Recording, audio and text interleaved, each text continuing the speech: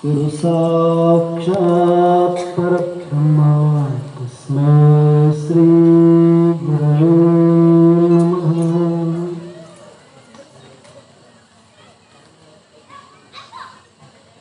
चिदंबरमठाधीशं सिद्धारूढैकेश्वरं शिष्यप्रशिष्यरूपेण बोधकं गुरुमाश्रयं यदङ्घ्रिकमलद्वन्द्वं तापत्रयनिवारणं शान्तेकपदं देवं वन्दे सिद्धारूढमहं भजे।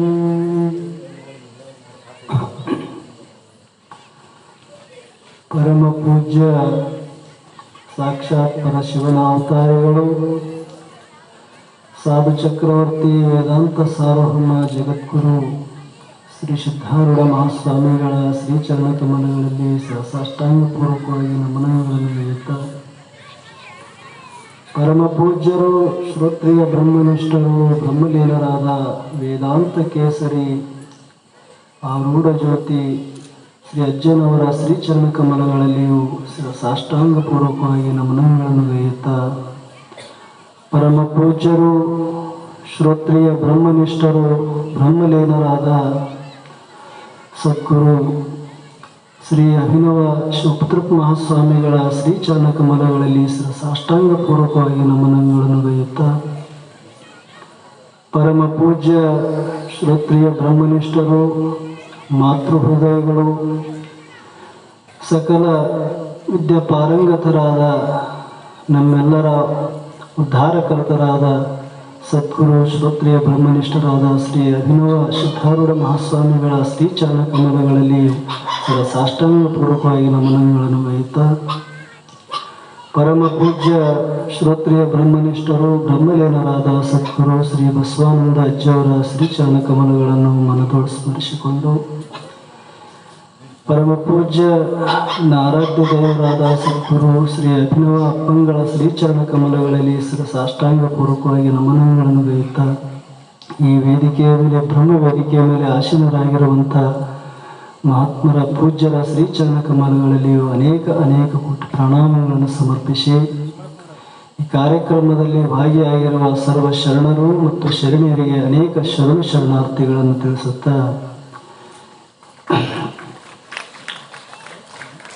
ಯಾವ ರಾಮನವಮಿಯ ನಿಮಿತ್ತವನ್ನು ಪೂಜ್ಯರು ಈ ಒಂದು ಕಾರ್ಯಕ್ರಮಕ್ಕೆ ಆಗಮಿಸಿ ನಮ್ಮೆಲ್ಲರನ್ನು ಕುರಿತು ತಮ್ಮ ಆಶೀರ್ವಚನವನ್ನು ಉಪದೇಶ ಮಾಡುವಂಥವರು ಮಹಾತ್ಮರು ಈ ಒಂದು ಸಭೆಯಲ್ಲಿ ಏನು ಮಾತಾಡಬೇಕನ್ನೋದೇ ನನಗೆ ತಿಳಿಯಿಲ್ಲ. ಇರುವಂಥ ಒಂದು ಸ್ವಲ್ಪ ಸಮಯದಲ್ಲಿ ಮಹಾತ್ಮರ ಒಂದು ಸಣ್ಣ ವಿಚಾರವನ್ನು ಈ ಒಂದು ಸಂದರ್ಭದಲ್ಲಿ ಮಾಡುತ್ತಾ ಇವತ್ತು ವಿಷಯ ಗುರುವಿನ ಮಹಿಮೆ ಅನ್ನುವಂಥ ವಿಚಾರವನ್ನು ಇಲ್ಲಿ ಉಪದೇಶ ಮಾಡುವಂಥ ಮಹಾತ್ಮರಿದ್ದಾರೆ. ಈ ಒಂದು ವಿಷಯದ ಬಗ್ಗೆ ಒಂದು ಅಲ್ಪ ನನ್ನ ಬುದ್ಧಿಯಲ್ಲಿ ಉಳಿದಂಥ ವಿಚಾರವನ್ನು ನಾನು ವ್ಯಕ್ತ ಮಾಡಲಿಕ್ಕೆ ಇಚ್ಛಿಸ್ತೇನೆ. ಗುರುವಿನ ಮಹಿಮೆ ಅನ್ನುವಂಥ ಮಾತನ್ನು ಬಹುತೇಕ ವೇದಶಾಸ್ತ್ರಗಳು ಕೂಡ ನಿಂತು ಹೋಗ್ಯವು. सब धरती कागज करो सप्तवन लेखन करो सप्तवन सही करो सप्तवन लेखन करो फिर भी गुरु का गुण ना लिख जाए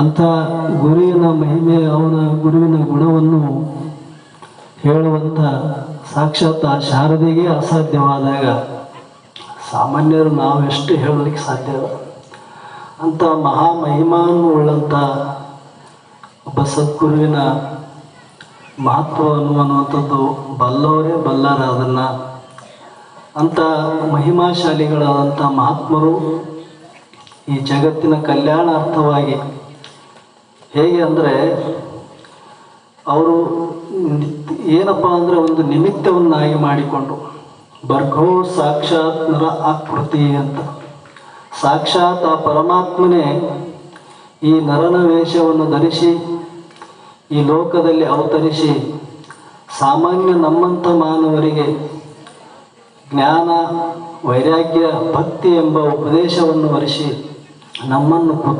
ಕೃತಾರ್ಥರನ್ನಾಗಿ ಮಾಡಲು ಉದ್ದೇಶದಿಂದ ಅವರೊಂದು ಶರೀರವನ್ನು ಧಾರಣ ಮಾಡಿರೋ ಹೊರತು ಅವರಿಗೆ ಶರೀರ ಇಲ್ಲ. ಸಾಕ್ಷಾತ್ ಆ ಪರಮಾತ್ಮನೇ. ಯಾಕಂತಂದರೆ ನಮಗೆ ಯಾರಿಗೂ ಗೊತ್ತಿಲ್ಲ ದೇವರು ಯಾರಂತ. ಆ ದೇವರನ್ನ ನಮಗೆ ತೋರಿಸ್ಬೇಕಾಗಿತ್ತಪ್ಪ ಅಂತಂದ್ರೆ ಆ ಪರಮಾತ್ಮನ ಸ್ವರೂಪಿಯಾಗಿರುವಂಥ ಸದ್ಗುರುನಾಥನೇ ನಮಗೆ ತೋರಿಸ್ಬೇಕೆ ಹೊರತು ಬೇರೆಯವರಿಂದ ಸಾಧ್ಯ ಇಲ್ಲ. ಸಾಮಾನ್ಯವಾಗಿ ನಾವು ವಿಚಾರ ಮಾಡಿದರೆ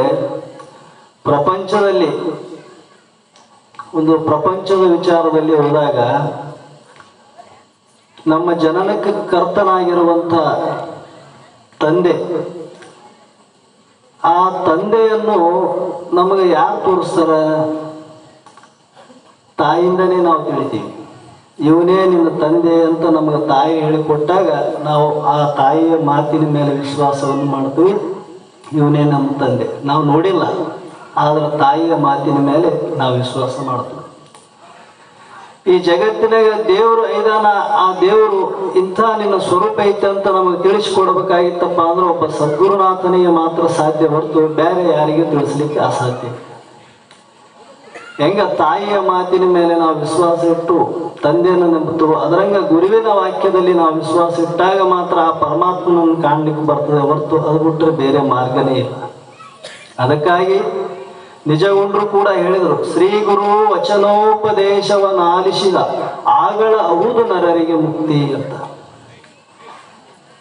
ಕೇವಲ ಗುರು ಎಂಬ ಶಬ್ದನ ಶ್ರೀ ಗುರು ಅಂದ್ರು ಅಂದ್ರೆ ಶ್ರೋತ್ರಿಯನಾಗಿರುವಂಥ, ಬ್ರಹ್ಮನಿಷ್ಠನಾಗಿರುವಂಥ, ಒಬ್ಬ ಸಮರ್ಥನಾಗಿರುವಂಥ ಸದ್ಗುರುನಾಥ ನಮಗೆ ದೊರೆತಪ್ಪ ಅಂತಂದ್ರೆ ಆ ಗುರುವಿನ ವಚನ ಉಪದೇಶವನ್ನು, ಅವರ ಉಪದೇಶಾಮೃತವನ್ನು ನಾವು ಯಾವಾಗ ಆಗಲೇ ಅಂದ್ರು ಶ್ರವಣ ಮನನ ನಿಧಿಧ್ಯಾಸನ ಯಾವ ಕಾಲದಲ್ಲಿ ನಮಗದು ದೃಢಗೊಳ್ಳುತ್ತದೋ ಆ ಕ್ಷಣದಲ್ಲೇ ಹೌದು ನಿನಗೆ ಮುಕ್ತಿ ಅಂತ ಹೇಳಿದ್ರು.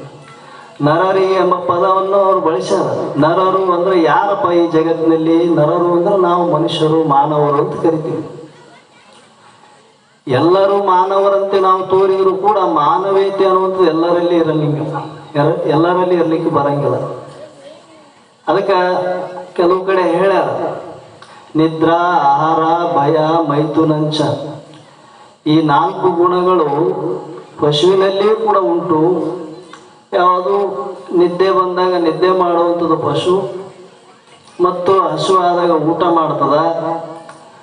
ಮತ್ತೇನಪ್ಪ ಅಂತಂದ್ರೆ ಅದು ಕೂಡ ಹೆಣ್ಣು ಗಂಡು ಅನ್ನುವಂಥದ್ದು ಕೂಡಿ ಮಕ್ಕಳನ್ನ ಹಿಡಿತಾವ.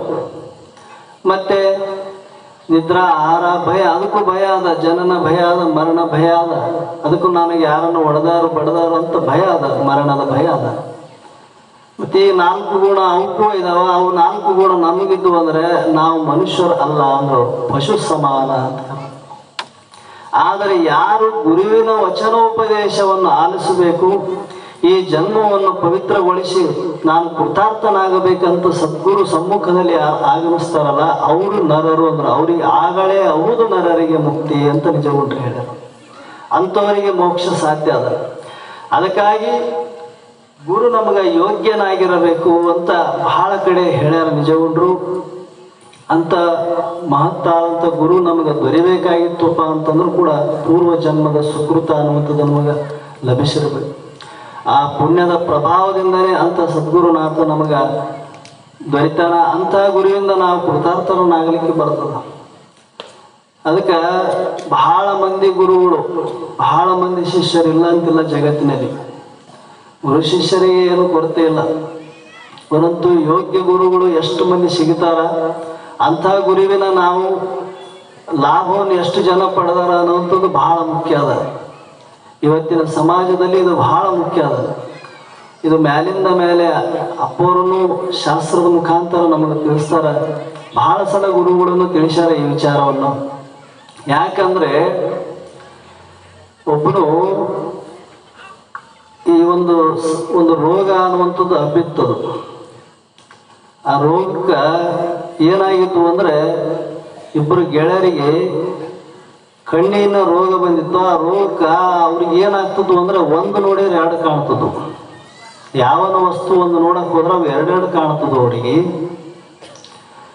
ಆ ಎರಡೆರಡು ಕಾಣಕತ್ತೇವ ನಮಗ ಅಂತ ತಿಳ್ಕೊಂಡು ಅವ್ರು ಏನು ಮಾಡಿದ್ರು ಅಂದ್ರೆ ಒಬ್ಬ ವೈದ್ಯನಲ್ಲಿ ಹೋದ್ರು.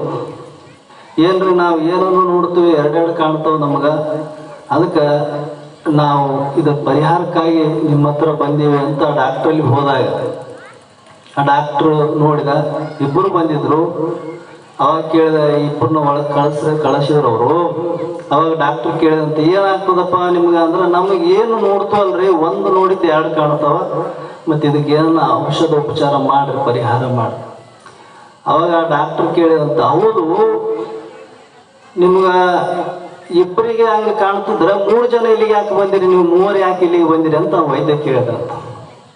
ಅವ್ರು ಅಂದ್ರಂತ ಶಿಷ್ಯರು ಇಬ್ಬರು ಹೋದವರು, ನಾವು ಇಬ್ಬರೇ ಹೋಗಿವಿ, ಇವನಿಗೆ ನಮ್ಗಿಂತ ಒಂದು ಹೆಚ್ಚಿಗೆ ಕಾಣ್ತದೆ ಅಂದ್ರೆ ನಮ್ಗಿಂತ ಜಾಸ್ತಿ ಇವನಿಗೆ ರೋಗ ಐತೆ ಅಂತ ತಿಳ್ಕೊಂಡ್ರಂತ. ಹಂಗ ಜಗತ್ತಿನಲ್ಲಿ ನಮ್ಮೆಲ್ಲರಿಗೂ ಒಂದು ರೋಗ ಅದ. ಏನು ರೋಗ? ಜೀವ ಬೇರೆ, ಜಗತ್ತು ಬೇರೆ, ನಾನು ಬೇರೆ, ಪರಮಾತ್ಮ ಬೇರೆ ಎಂಬ ರೋಗ ನಾವು ಸಾಮಾನ್ಯವಾಗಿ ಎಲ್ಲರಲ್ಲಿ ಉಂಟು. ಈ ರೋಗವನ್ನು ನಿವೃತ್ತಿ ಮಾಡುವಂಥ ಒಬ್ಬ ಸಮರ್ಥ ಗುರು ಬೇಕೇ ಹೊರತು, ಇವು ರೋಗ ಮೊದಲೇ ಹತ್ತಗಿದ್ದು ಅಂದ್ರೆ ಅವು ನಮಗೆ ಮತ್ತಿಷ್ಟು ಜಾಸ್ತಿ ಆಗ್ತಾವ ರೋಗ. ಅಂದ್ರೆ ಅವ್ರು ಹೇಳ್ಯಾರಲ್ಲ ನಿಜಗೊಂಡ್ರು, ಹೇಗಪ್ಪ ಅಂದ್ರೆ ಯಾರು ಉತ್ತಮರು ಜಗತ್ತಿನಲ್ಲಿ ಅಂತ. ಈ ಜಗವೆಂದಡಂ ತಾನೇ ಜಗದೀಶನೆಂದಡಂ ತಾನೇ, ಜಗದ ಆತ್ಮರೆಲ್ಲ ತಾನೆಂದು ಬಗೆವಾತನೇ ಉತ್ತಮನು ನೋಡ. ಅಂತ ಜಗತ್ತಿನ ಸ್ವರೂಪವೇ ನಾನಿದ್ದೇನೆ, ಆ ಜಗತ್ತೇ ನನ್ನ ಸ್ವರೂಪ ಇದ್ದೆ. ಜಗತ್ತಿನಲ್ಲಿ ತನ್ನನ್ನು, ತನ್ನಲ್ಲಿ ಜಗತ್ತನ್ನು, ಆ ಪರಮಾತ್ಮನಲ್ಲಿಯೂ ಮತ್ತು ತನ್ನಲ್ಲಿ ಅಭೇದ ದೃಷ್ಟಿಯುಳ್ಳಂಥ ಮಹಾಪುರುಷನು. ಇಂಥ ಮಹಾತ್ಮರೇನೇನಾರ ಅಂಥವ್ರು ಉತ್ತಮರ ಸಂಘ ಮಾಡಿದಪ್ಪ ಅಂತಂದ್ರೆ ನಮ್ಮ ಈ ರೋಗದಿಂದ ಅಂದ್ರೆ ಜನನ ಮರಣ ರೂಪವಾದ ರೋಗದಿಂದ ನಾವು ಬಿಡುಗಡೆ ಆಗ್ಲಿಕ್ಕೆ ಬರ್ತದ ಅನ್ನುವಂಥ ಮಾತನ್ನ ಮಹಾತ್ಮರು ಹೇಳ್ತಾರೆ. ಅಂಥ ಗುರುಗಳು ಸಿಗೋದು ದುರ್ಲಭ ಅದ, ಇಲ್ಲಂತಿಲ್ಲ, ಬಹಳ ದುರ್ಲಭ ಅದ. ನಮಗೆ ಅಂಥ ಮಹಾತ್ಮರು ದೊರೆತಾರಲ್ಲ, ಅದು ಬಹಳ ಶ್ರೇಷ್ಠ ಅದ, ಬಹಳ ಶ್ರೇಷ್ಠ. ನಾವು ನಿನ್ನೆ ಅಪ್ಪವರು ರಾಯಚೂರಿಂದ ಈ ಶಕ್ತಿನಗರಕ್ಕೆ ಆಗಮಿಸ್ತಿರ್ಬೇಕಾದ್ರೆ ಯರ್ಮರ್ ಸತ್ರ ನಾವು ಅಪ್ಪವ್ರ ದರ್ಶನ ಮಾಡಿದ್ವಿ. ಅಪ್ಪವರು ಚಿಕ್ಸೂರಿಗೆ ಹೋದ್ರು. ಅಲ್ಲಿಂದ ಚಿಕ್ಸೂರು ಮನೆಯಲ್ಲಿ ಒಬ್ಬ ಭಕ್ತರ ಮನೆಯಲ್ಲಿ ಪಾದ ಪೂಜೆ ಇತ್ತು.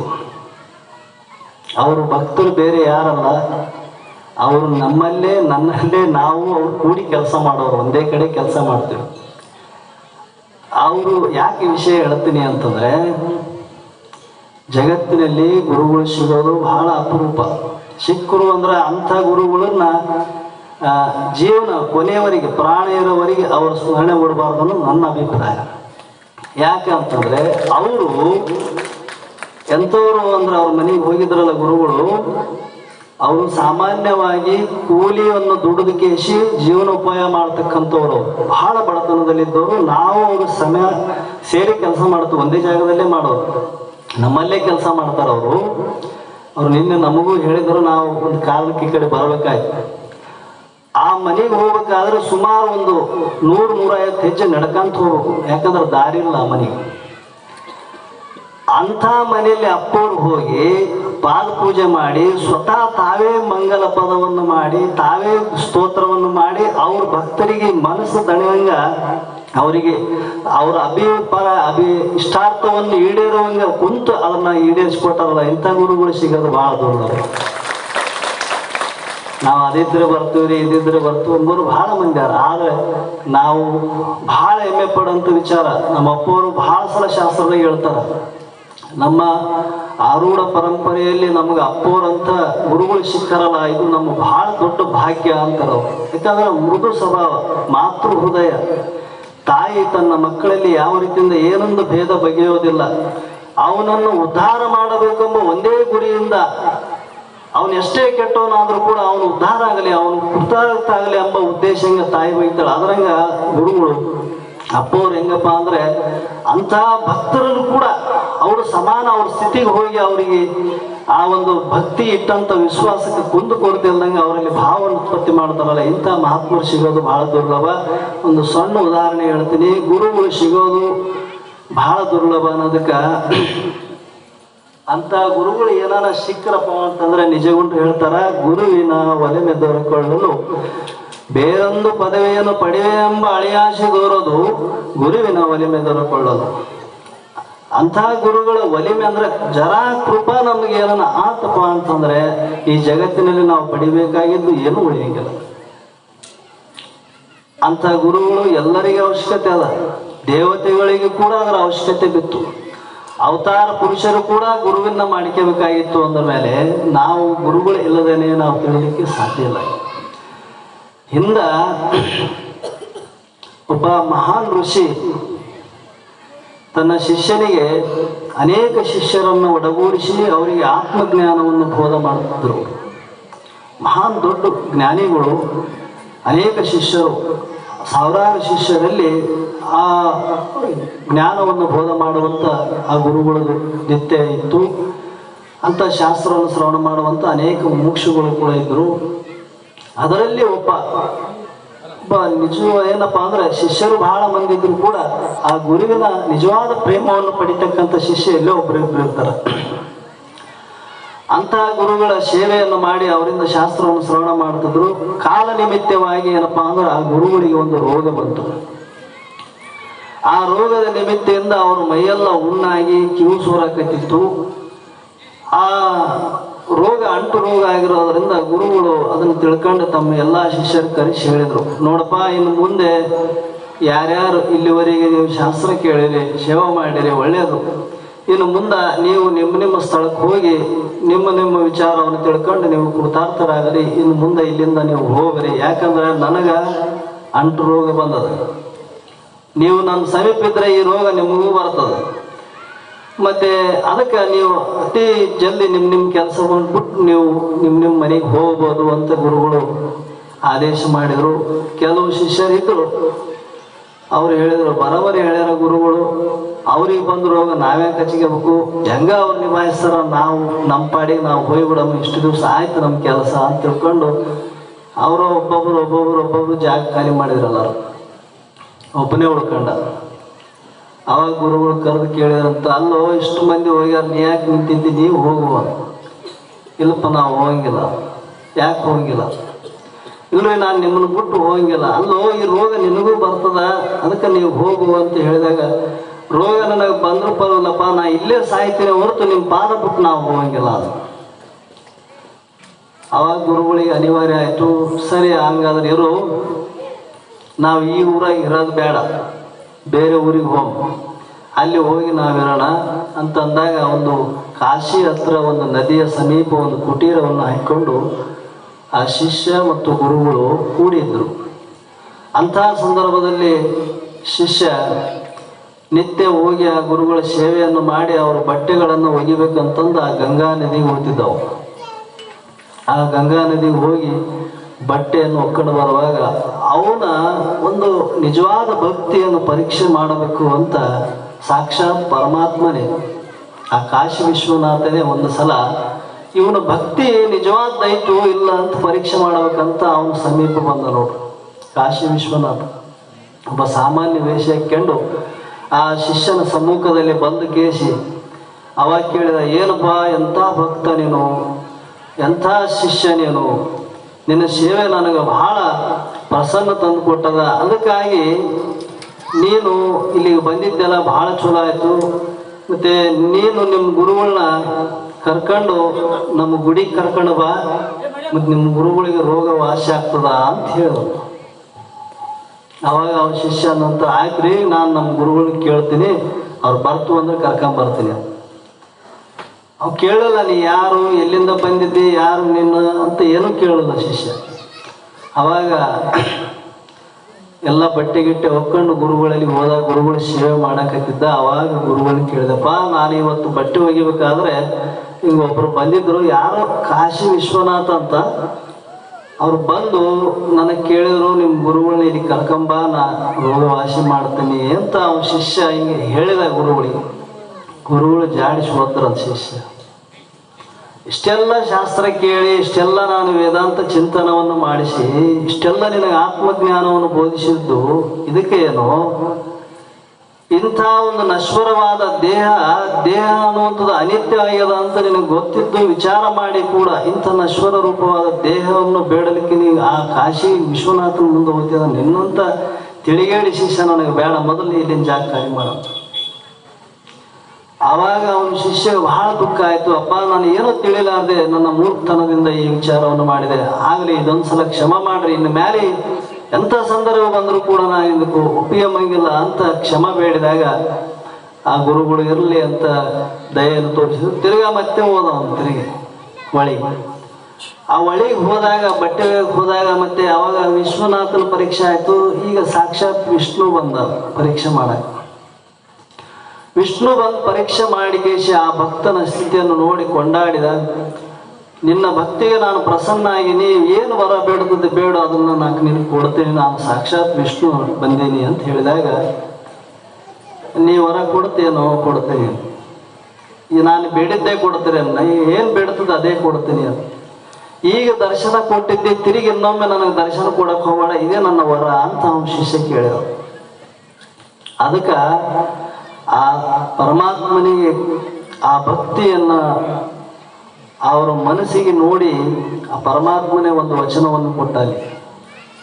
ನಿನ್ನ ಭಕ್ತಿ ಅಪಾರವಾಗಿರುವಂತಹ ಈ ಭಕ್ತಿ ಮಹಿಮೆಗೆ ನಾನು ಮನಸೋತು ನಿನ್ನ ಋಣಭಾರವನ್ನು ನಾನು ಹೊರಬೇಕಾಗ್ಯದ. ಅದಕ್ಕಾಗಿ ನೀನು ಮಾಡಿದಂಥ ಭಕ್ತಿಗೆ ನಿನ್ನ ಋಣವನ್ನು ತೀರಿಸುವುದಕ್ಕಾಗಿ ದ್ವಾಪರ ಯುಗದಲ್ಲಿ ಸಾಕ್ಷಾತ್ ಶ್ರೀಕೃಷ್ಣ ಪರಮಾತ್ಮನ ಅವತಾರದಲ್ಲಿ ಅವತಾರವನ್ನೆತ್ತಿ ನೀನೇ ನನಗೆ ಸಾಂದೀಪ ಗುರುವಾಗಿ ನನಗೆ ಉಪದೇಶವನ್ನು ಮಾಡ್ತಿದ್ದಿ ಅಂತಂದು ಆ ಶಿಷ್ಯನೇ ಮುಂದೆ ಸಾಂದೀಪ ಋಷಿಗಳಾಗಿ ಶ್ರೀಕೃಷ್ಣ ಪರಮಾತ್ಮನಿಗೆ ಗುರುವಾಗಿ ಉಪದೇಶ ಮಾಡ್ಯಾರ. ಅಂದರೆ ಒಬ್ಬ ಶಿಷ್ಯನಲ್ಲಿರುವ ಗುಣ, ಒಬ್ಬ ಮಹಾತ್ಮರಲ್ಲಿರುವಂತಹ ಸಾಮರ್ಥ್ಯ ಅನ್ನುವಂಥದ್ದು ಸಮಾಗಮ ಆದಾಗ ಅವರ ಶಕ್ತಿ ಅನ್ನುವಂಥದ್ದು, ಅವರ ಜ್ಞಾನ ಅದ್ಭುತವಾದಂಥದ್ದು.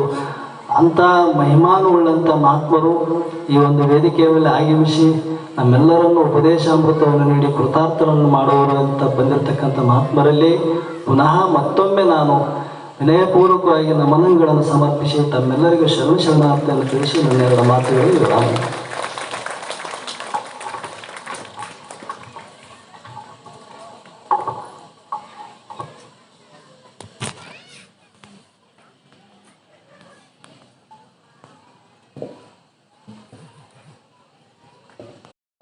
ತಸ್ಮೈ ಶ್ರೀ ಗುರವೇ ನಮಃ. ಪ್ರಾತಸ್ಮರಣೀಯ ಪರಮ ಪೂಜ್ಯ ಲಿಂಗೈಕ್ಯ ಹಾಣಗಲ್ಲ ಗುರುಕುಮಾರ ಮಹಾಶಿವಯೋಗಿಗಳನ್ನ ಎನ್ನ ಹೃದಯ ಮಂದಿರದಲ್ಲಿ ನೆನೆಯುತ್ತಾ ಈ ಪಾವನ ವೇದಿಕೆಯ ಮೇಲೆ ಆಸೀನರಾಗಿರ್ತಕ್ಕಂತಹ ನಿಮ್ಮೆಲ್ಲರಿಗೆ ದರ್ಶನ ಆಶೀರ್ವಾದಗಳನ್ನು ದಯಪಾಲಿಸಿರ್ತಕ್ಕಂತಹ ಜಗದ್ಗುರು ಮಹಾಸನ್ನಿಧಿಯವರ ಅಡಿದಾವರೆಗಳಲ್ಲಿ ಪಣಮಟ್ಟು ವೇದಿಕೆಯ ಮೇಲೆ ಆಸೀನರಾಗಿರ್ತಕ್ಕಂತಹ ಎಲ್ಲ ಪೂಜ್ಯರ ಚರಣಾರವಿಂದಗಳಿಗೆ ಪಣಮಟ್ಟು ನಾನು ಇವತ್ತು ಒಂದು ಸತಿನೂ ಸ್ಟೇಜ್ ಮೇಲೆ ಮಾತಾಡಿಲ್ಲ. ಮೊದಲನೇ ಸತಿ ನಾನು ಇವತ್ತು ಮಾತಾಡಕತ್ತೀನಿ. ಗುರುಗಳು ಯಾವತ್ತೂ ಮಾತಾಡಿಲ್ರಿ, ಯಾವಾಗ ಮಾತಾಡಲಿಲ್ಲ ಅಂದ್ರೆ ನೀವು ಮುಂದೆ ಬರೋಕ್ಕಾಗೋದಿಲ್ಲ, ಮಾತಾಡ್ರಿ ಅಂತಂದು ಇವತ್ತು ನನಗೆ ಮೈ ಕೊಟ್ಟಾರ. ಏನೋ ತಪ್ಪಾದ್ರೂ ಸಹಿತ ನೀವೆಲ್ಲರೂ ನನ್ನ ಮಗ ಅಂತಂದು ತಪ್ಪನ್ನ ಕ್ಷಮಿಸ್ತೀರಿ ಅಂತಂದು ನಾನು ಅನ್ಕೊಂಡೀನಿ. ನಿಮ್ಮೆಲ್ಲರಿಗೂ ಒಂದು ಸಣ್ಣ ಕತೆ ಹೇಳಕ್ಕೆ ಬಯಸ್ತೀನಿ. ಒಂದು ಊರೊಳಗೆ ಒಂದು ಹಳೆ ಮಣಿ ಇತ್ತು. ಆ ಹಳೆ ಮಣಿ ಇತ್ತು, ಅದು ಹರಾಜಿಗಿತ್ತು. ಆ ಹಳೆ ಮಣಿ ಒಳಗೆ ಹಲವಾರು ಸಾಮಾನುಗಳಿದ್ದವು. ಮಣಿ ಮತ್ತು ಒಳಗಿರ್ತಕ್ಕಂಥ ಸಾಮಾನುಗಳು ಎಲ್ಲವೂ ಹರಾಜಾದವು. ಮಣಿ ಒಳಗೆ ಒಂದು ಮೂಲಿ ಒಳಗೆ ಒಂದು ಹಳೆಯದಾದ ತಂಬೂರಿತ್ತು. ಆ ತಂಬೂರಿ ಭಾಳ ಕೆಟ್ಟು ಹೋಗಿತ್ತು, ತಂತಿಗಳೆಲ್ಲ ಹರಿದಿದ್ದವು, ಧೂಳಿಂದ ತುಂಬಿ ಹೋಗಿತ್ತು. ಅಂತಹ ತಂಬೂರಿನ ಯಾರೂ ತಗೊಳೋದಿಲ್ಲ ಅಂತಂದು ಅದನ್ನ ಹರಾಜಿಗಿಟ್ರು. ಭವಿಷ್ಯ ಅದನ್ನ ಯಾರೂ ತಗೊಂತಿದ್ದಿಲ್ಲ. ನಾವು ನೀವು ಯಾರಾಗಿದ್ರೆ ಆ ಹಳೆಯ ತಂಬೂರಿನ ಯಾರೂ ತಗೊಂತಿದ್ದಿಲ್ಲ. ಆದ್ರೆ ಅಲ್ಲಿರ್ತಕ್ಕಂಥ ಒಬ್ಬ ವ್ಯಕ್ತಿ ಹೇಳಿದ, ನಾನು ಅದಕ್ಕೆ ₹1 ಕೊಡ್ತೀನಿ, ಅದನ್ನ ತಂಬೂರಿ ನನಗೆ ಕೊಡ್ರಿ ಅಂತ ಹೇಳಿದ. ಇನ್ನೊಬ್ಬ ವ್ಯಕ್ತಿ ₹2 ಕೊಡ್ತೀನಿ, ಆ ತಂಬೂರಿ ನನಗೆ ಕೊಡ್ರಿ ಅಂತ ಹೇಳಿದ. ಹಂಗೆ ₹1, ₹2, ₹3, ₹4, ₹5 ಅಂತ ₹10 ಲಾಸ್ಟ್ ಕೊಡ್ತೀನಿ ಅಂತ ಒಬ್ಬ ವ್ಯಕ್ತಿ ಹೇಳಿದ. ಅವಾಗ ಅಲ್ಲಿ ಕುಳಿತಿರ್ತಕ್ಕಂಥ, ಅಲ್ಲಿ ಏನು ಹರಾಜ್ ಕೂಗು ಒಳಗೆ ಕುಳಿತಿರ್ತಕ್ಕಂಥ ವ್ಯಕ್ತಿ ಒಳಗೆ ಒಬ್ಬ ವ್ಯಕ್ತಿ ಎದ್ದು ಬಂದ. ಆ ತಂಬೂರಿನ ನೋಡಿ ಆ ತಂಬೂರಿನ ಸ್ವಚ್ಛಗೆ ಒರೆಸಿದ. ಹರಿದ ಹೋಗಿದಿರ್ತಕ್ಕಂಥ ತಂತಿಗಳನ್ನ ಸರಿಯಾಗಿ ಜೋಡಿಸಿದ. ನಟ್ಟು ಬೇಗದ ಕುಂದ್ ಕ್ಯಾಟ ಅದರಿಂದ ನುಡಿಸಿದ. ನುಡಿಸಿದ ಅದಕ್ಕೆಲ್ಲರೂ ಮಂತ್ರಮುಗ್ಧರಾದ್ರು. ಎಲ್ಲ ಜನರನ್ನು ಬಹಳ ಜೋರು ಚಪ್ಪಾಳೆ ಹೊಡೆದ್ರು. ಅವಾಗ ಆ ತಂಬೂರಿಯ ಬೆಲೆ ಬಹಳ ಗಗನಕ್ಕೆ ಏರ್ತು. ಅವಾಗ ಅದನ್ನ ನುಡಿಸಿ ಹೊಳ್ಳಿ ಹೋಗಿ ಮತ್ತೊಂದು ಜಾಗಕ್ಕೆ ಕುಂತ, ಅದನ್ನ ಹರಾಜಿಗೆ ಇಟ್ರು. ₹1 ₹2 ಅವಾಗ ಕೇಳ್ತಿದ್ರು. ಅದ್ರೊಳಗೆ ಅಷ್ಟೊಂದು ಸುನಾದ ಐತಿ ಅಂತಂದು ಜನರಿಗೆ ತಿಳಿದಾಗ ಅವಾಗ 5,000ಕ್ಕೆ ಹೋತು, 10,000ಕ್ಕೆ ಹೋತು, 15,000, 20,000 ಹಿಂಗೆ ಹೋಗೋತ ಲಾಸ್ಟಿಗೆ ಆ ತಂಬೂರಿ ₹30,000 ಹೋತು. ಅಂದ್ರ ಆ ತಂಬೂರಿಗೆ ಬೆಲೆ ಕೊಟ್ಟಿದ್ದು ಆ ವ್ಯಕ್ತಿ ಆದ. ಹಂಗ ನಾವೆಲ್ಲರೂ ಈ ಮಸೀದಿಪುರ ಅನ್ನುವಂಥದ್ದು ಒಂದು ಮಣಿ ಇದ್ದಂಗ, ನಾವೆಲ್ಲರೂ ಕೆಟ್ಟು ಹೋಗಿರ್ತಕ್ಕಂಥ ಹಳೆಯದಾದ ಧೂಳು ಹಿಡಿದಿರ್ತಕ್ಕಂಥ ತಂಬೂರಿದ್ದಂಗ. ಹಂಗ ಆ ವ್ಯಕ್ತಿ ಹೆಂಗಿದ್ದಲ್ಲ ಹಂಗ ಗುರುಗಳು ನಮ್ಮ ತಂಬೂರಿ ಅಜ್ಞಾನ ಅಂತಕ್ಕಂತಹ ಧೂಳನ್ನ ಒರೆಸಾಕತ್ತಾರ, ಹರಿಬಿಡ್ತಿರ್ತಕ್ಕಂತಹ ಮನಸ್ಸುಗಳನ್ನ ಜೋಡ್ಸಾಕತ್ತಾರ. ಆ ವ್ಯಕ್ತಿ ಹರಿಬಾರ್ದಂತ ಹೆಂಗ ನಟ್ಟನ್ನ ಕಟ್ತಿದ್ದ, ಹಂಗ ಗುರುಗಳು ಆಧ್ಯಾತ್ಮ ಅನ್ನುವಂತ ನಟ್ಟನ್ನ ಬಿಗದು ನಿಮ್ಮನ್ನ ಉದ್ಧಾರ ಮಾಡಾಕ ಮಸೀದಿಪುರಕ್ಕೆ ಬಂದಾರ ಅನ್ನುವಂಥದ್ದನ್ನ ನಾವ್ಯಾವತ್ತೂ ಮರೆಯಕ್ಕೆ ಹೋಗ್ಬಾರ್ದು. ಇನ್ನೊಂದು ಪ್ರಸಂಗವನ್ನು ಹೇಳ್ತೀನಿ. ನಾನು ಗುರುಗಳ ಹತ್ರ ಮೊದಲನೇದಾಗಿ ಜೇನೇವಾರಿ ಕಾರ್ಯಕ್ರಮಕ್ಕೆ ಬಂದಿದ್ದೆ. ಆ ಜೇನೇವಾರಿ ಕಾರ್ಯಕ್ರಮದೊಳಗ ಗುರುಗಳ ಸಣ್ಣ ಸನ್ನಿವೇಶವನ್ನ ನಾನು ನೋಡಿದೆ. ಅದನ್ನೆಲ್ಲ ನಿಮ್ಗೆ ಹೇಳ್ಬೇಕಂತ ಬಯಸ್ತೀನಿ. ಹಿಂಗ ಜೇನೇವಾರಿ ಕಾರ್ಯಕ್ರಮ ನಡೆದಾಗ ಗುರುಗಳು ಆಶೀರ್ವಚನ ಮಾಡ್ಕೊಂತ ಕುಂತಿದ್ರು. ಅವಾಗ ಬಹಳ ಸಾಧುಗಳು ಬರಾಕತ್ತಿದ್ರು. ಸಾಧುಗಳು ಸಂತರು ಎಲ್ಲರೂ ಆಶೀರ್ವಾದ ತಗೊಂಡು ಹಂಗ ಕೆಳಗೆ ಇಳಿಯಾಕತ್ತಿದ್ರು. ಹಂಗ ಇಳಿಯುವಂತ ಟೈಮ್ ಒಳಗ ಒಬ್ಬ ವ್ಯಕ್ತಿ ಬಂದ. ಬಹಳ ಹಳೆ ಬಟ್ಟಿದ್ದು, ಬಹಳ ಕೆಟ್ಟ ಹೋಗಿದ್ ಬಟ್ಟಿದ್ದು. ಅವ್ನು ನೋಡಿದ್ರೆ ಒಂಥರ ಹೊಲಸ್ ಮನುಷ್ಯ ಅದನಪ್ಪ ಅಂತ ಅನಿಸ್ತಿತ್ತು. ಹಂಗಿದ್ದ ನಾ ಗುರುಗಳ ಪಕ್ಕದ ಕಡೆ ನಿಂತಿದ್ದೆ, ಕಲ್ಸಕ್ರಿ ಉಟ್ಕೊಂತ ನಿಂತಿದ್ದೆ. ಅವಾಗ ಗುರುಗಳು ಒಂದು ಸಿದ್ಧಾರೂಢ ಮಠದಿಂದ ಬೆಳಿಗ್ಗೆ ಮಾಡಿದ ಪಲಾವ್ ಮಧ್ಯಾಹ್ನ ತಗೊಂಬಂದಿದ್ದ. ಯಾವ್ದೋ ಒಂದು ಹಳೆ ಕವರ್ ಬಿದ್ದಿದಂತ ಕವರ್ ಒಳಗ ಬೆಳಿಗ್ಗೆ ಮಾಡಿದಂತ ಪಲಾವ್ ತಗೊಂಡು ಅಜ್ಜಾರಿ ಕೊಡ್ಬೇಕಿದ್ ಪ್ರಸಾದ ಅಂತಂದು ತಗೊಂಡು ಬಂದಿದ್ದೆ. ನಾನ್ ಭವಿಷ್ಯ ಅನ್ಕೊಂಡೆ, ಅದು ನನ್ನ ತಪ್ಪು ಕಲ್ಪನೆ. ಗುರುಗಳಿಗೆ ಆ ಪಲಾವ್ ಕೊಟ್ಟ, ಅಜ್ಜಾರಿ ಇದನ್ನ ಏನ್ ಬಿಡಪ್ಪ ಹೊಳ್ಳಿ ಕೊಡ್ತಾರ, ಭವಿಷ್ಯ ಇಟ್ಕೊಳ್ಳೋದಿಲ್ಲ, ಇದೇನು ಬೆಳಿಗ್ಗೆ ಮಾಡಿದ ಪಲಾವ್ ಗುರುಗಳು ಯಾಕೆ ತಗೊಂತಾರ ಅಂತಂದು ನಾನು ಅನ್ಕೊಂಡಿದ್ದೆ. ಅದು ನನ್ನ ತಪ್ಪು ಕಲ್ಪನೆ. ಗುರುಗಳು ಏನಂತ ಅಂತಂದ್ರ ಸಾಕ್ಷಾತ್ ಸಿದ್ಧಾರೂಢನ ಮಠಕ್ಕೆ ನಾನು ಹೋಗಕ್ ಹಾಕಿದ್ದಿಲ್ಲ ಏನು. ಆ ಸಿದ್ಧಾರೂಢನ ಈ ಫಲಾವನ್ನ ನಿನ್ ಕೈಯಾಗ ನನ್ನ ಕೈಯಾಗ ಕಟ್ಟು ಕಳಿಸ್ಯಾನಪ್ಪ ಅಂತಂದ್ರೆ ನೀನ ಸಿದ್ಧಾರೂಢ ಇದ್ದಂಗ ಅಂತಂದು ಗುರುಗಳು ನನಗೆ ಅವತ್ತು ಹೇಳಿದ್ರು. ಅವತ್ತು ಅನ್ಕೊಂಡೆ, ಹಳಸಿದ ಅಂಬಲಿಯನ್ನ ಕುಡಿದು ಮಲ್ಲಯ್ಯ ಅಂತ ಒಂದು ದೊಡ್ಡ ವ್ಯಕ್ತಿ ಆದ. ಅಂತ ಫಲವನ್ನ ಸ್ವೀಕಾರ ಮಾಡಿ ಗುರುಗಳು ನಮಗ್ ಸಾಕ್ಷಾತ್ ಮಲ್ಲಯ್ಯ ಇದ್ದಂಗ ಇವತ್ತು ಬಹಳ ಆಶೀರ್ವಚನ ಕೊಡಾಕತ್ತಾರ ಅನ್ನುವಂಥದ್ದನ್ನ ನಾವು ತಿಳ್ಕೊಳ್ಬೇಕು. ಅಂತ ಗುರುಗಳನ್ನ ಪಡ್ಯಾಕ ನಾನು ಬಹಳ ಪುಣ್ಯ ಮಾಡೀನಿ. ನಾನು ಬಹಳಷ್ಟು ಸ್ವಾಮಿಗಳ ಹತ್ರ ನಾನು ಕೂಡ ಹೋಗಿದ್ದೆ. ಆದ್ರೆ ಯಾವ ಸ್ವಾಮಿಗಳನ್ನು ಎಲ್ಲೂ ಮಾತಾಡಂತ ಹೇಳಿರ್ಲಿಲ್ಲ. ಹಾಲ್ಕೇರಿ ಅಜ್ಜಾರು ನನ್ನ ಇಲ್ಲಿ ಮಾತಾಡಂತ ಕಳಿಸಿದ್ರು. ಅವ್ರು ಬಹಳ ನನ್ನ ಮೇಲೆ ಕರುಣೆಯಿಂದ ಗುರುಗಳ ಹತ್ರ ವಿದ್ಯಾಭ್ಯಾಸ ಮಾಡ್ಬೇಕಂತ ಕಳಿಸಿದ್ರು. ಗುರುಗಳ ಹಿಂದೂ ನೋಡಿನಿ ಮುಂದೂ ನೋಡಿನಿ.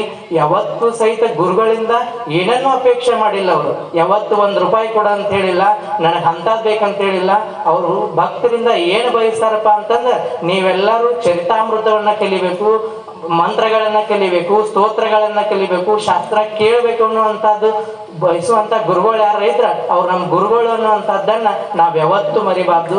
ಅಂತಹ ಗುರುಗಳು ಭವಿಷ್ಯ ನಮಗೆ ಮುಂದೂ ಸಿಗುದಿಲ್ಲ. ಆದ್ರೆ ಈಗ ಸಿಕ್ಕಾರ. ನಾವೆಲ್ಲರೂ ಕೂಡ ಅವರ ಆಶೀರ್ವಚನವನ್ನ ಸರಿಯಾಗಿ ಕೇಳುನು. ಎಂತೆಂತ ಕಾರ್ಯಕ್ರಮಗಳು ಸಿಕ್ಕರು ಗುರುಗಳು ಹೋಗುದು ಬಹಳ ದೊಡ್ಡದಿರುತ್ತೆ. ಆದ್ರೆ ಅದನ್ನೆಲ್ಲಾ ಬಿಟ್ಟು ಪ್ರತಿ ವರ್ಷನೂ ಸಹಿತ ಮಸೀದಿಪುರಕ್ಕೆ ಬರ್ತಾರಂತ. ಆ ಮಸೀದಿಪುರದೊಳಗ ನೀವೆಲ್ಲಾರು ಇಷ್ಟು ಚಂದ ಕೇಳಾಕತ್ತೀರಂದ್ರೆ ಗುರುಗಳು ಬಹಳ ಆನಂದ ಪಡ್ತಾರ. ಹಿಂಗ ಅವ್ರು ಆನಂದ ಪಡಬೇಕಂತಂದ್ರೆ ನೀವು ಕೇಳಿ ಹಂಗ ಹೋಗ್ಬಾರ್ದು. ಅದನ್ನ ಸರಿಯಾಗಿ ಅನುಸರಿಸ್ಕೊಂಡು ಹೋದ್ರ ಗುರುಗಳಿಗೆ ಆನಂದ ಆಗತ್ತ.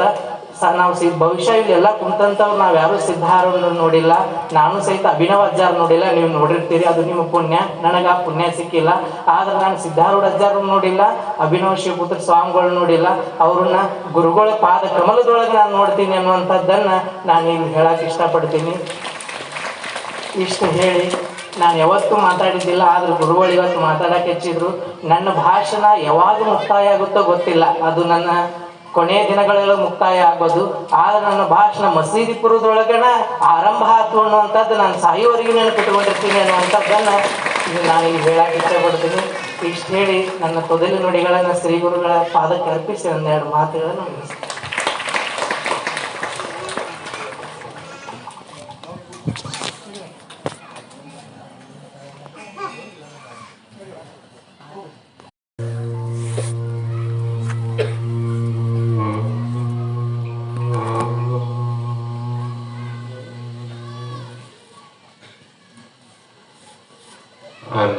जन्म संप्राप्त कर्म बंध विदायिनी आत्मा ज्ञान प्रदानेन तस्मै श्री गुरुवे नमः। गुरुवे सर्वलोकानां भिषजे भवरोगिणां निधये सर्वविद्यानां दक्षिणमूर्तये नमः। जगदादि जगद्गुरु अद्वैत सार्वभौम भक्तर मुक्तर कल्पवृक्ष कामधेनु सद्गुರು ಸಿದ್ಧಾರೂಢ ಮಹಾಸ್ವಾಮಿಗಳ ಶ್ರೀ ಪಾದ ಪದ್ಮಗಳಿಗೂ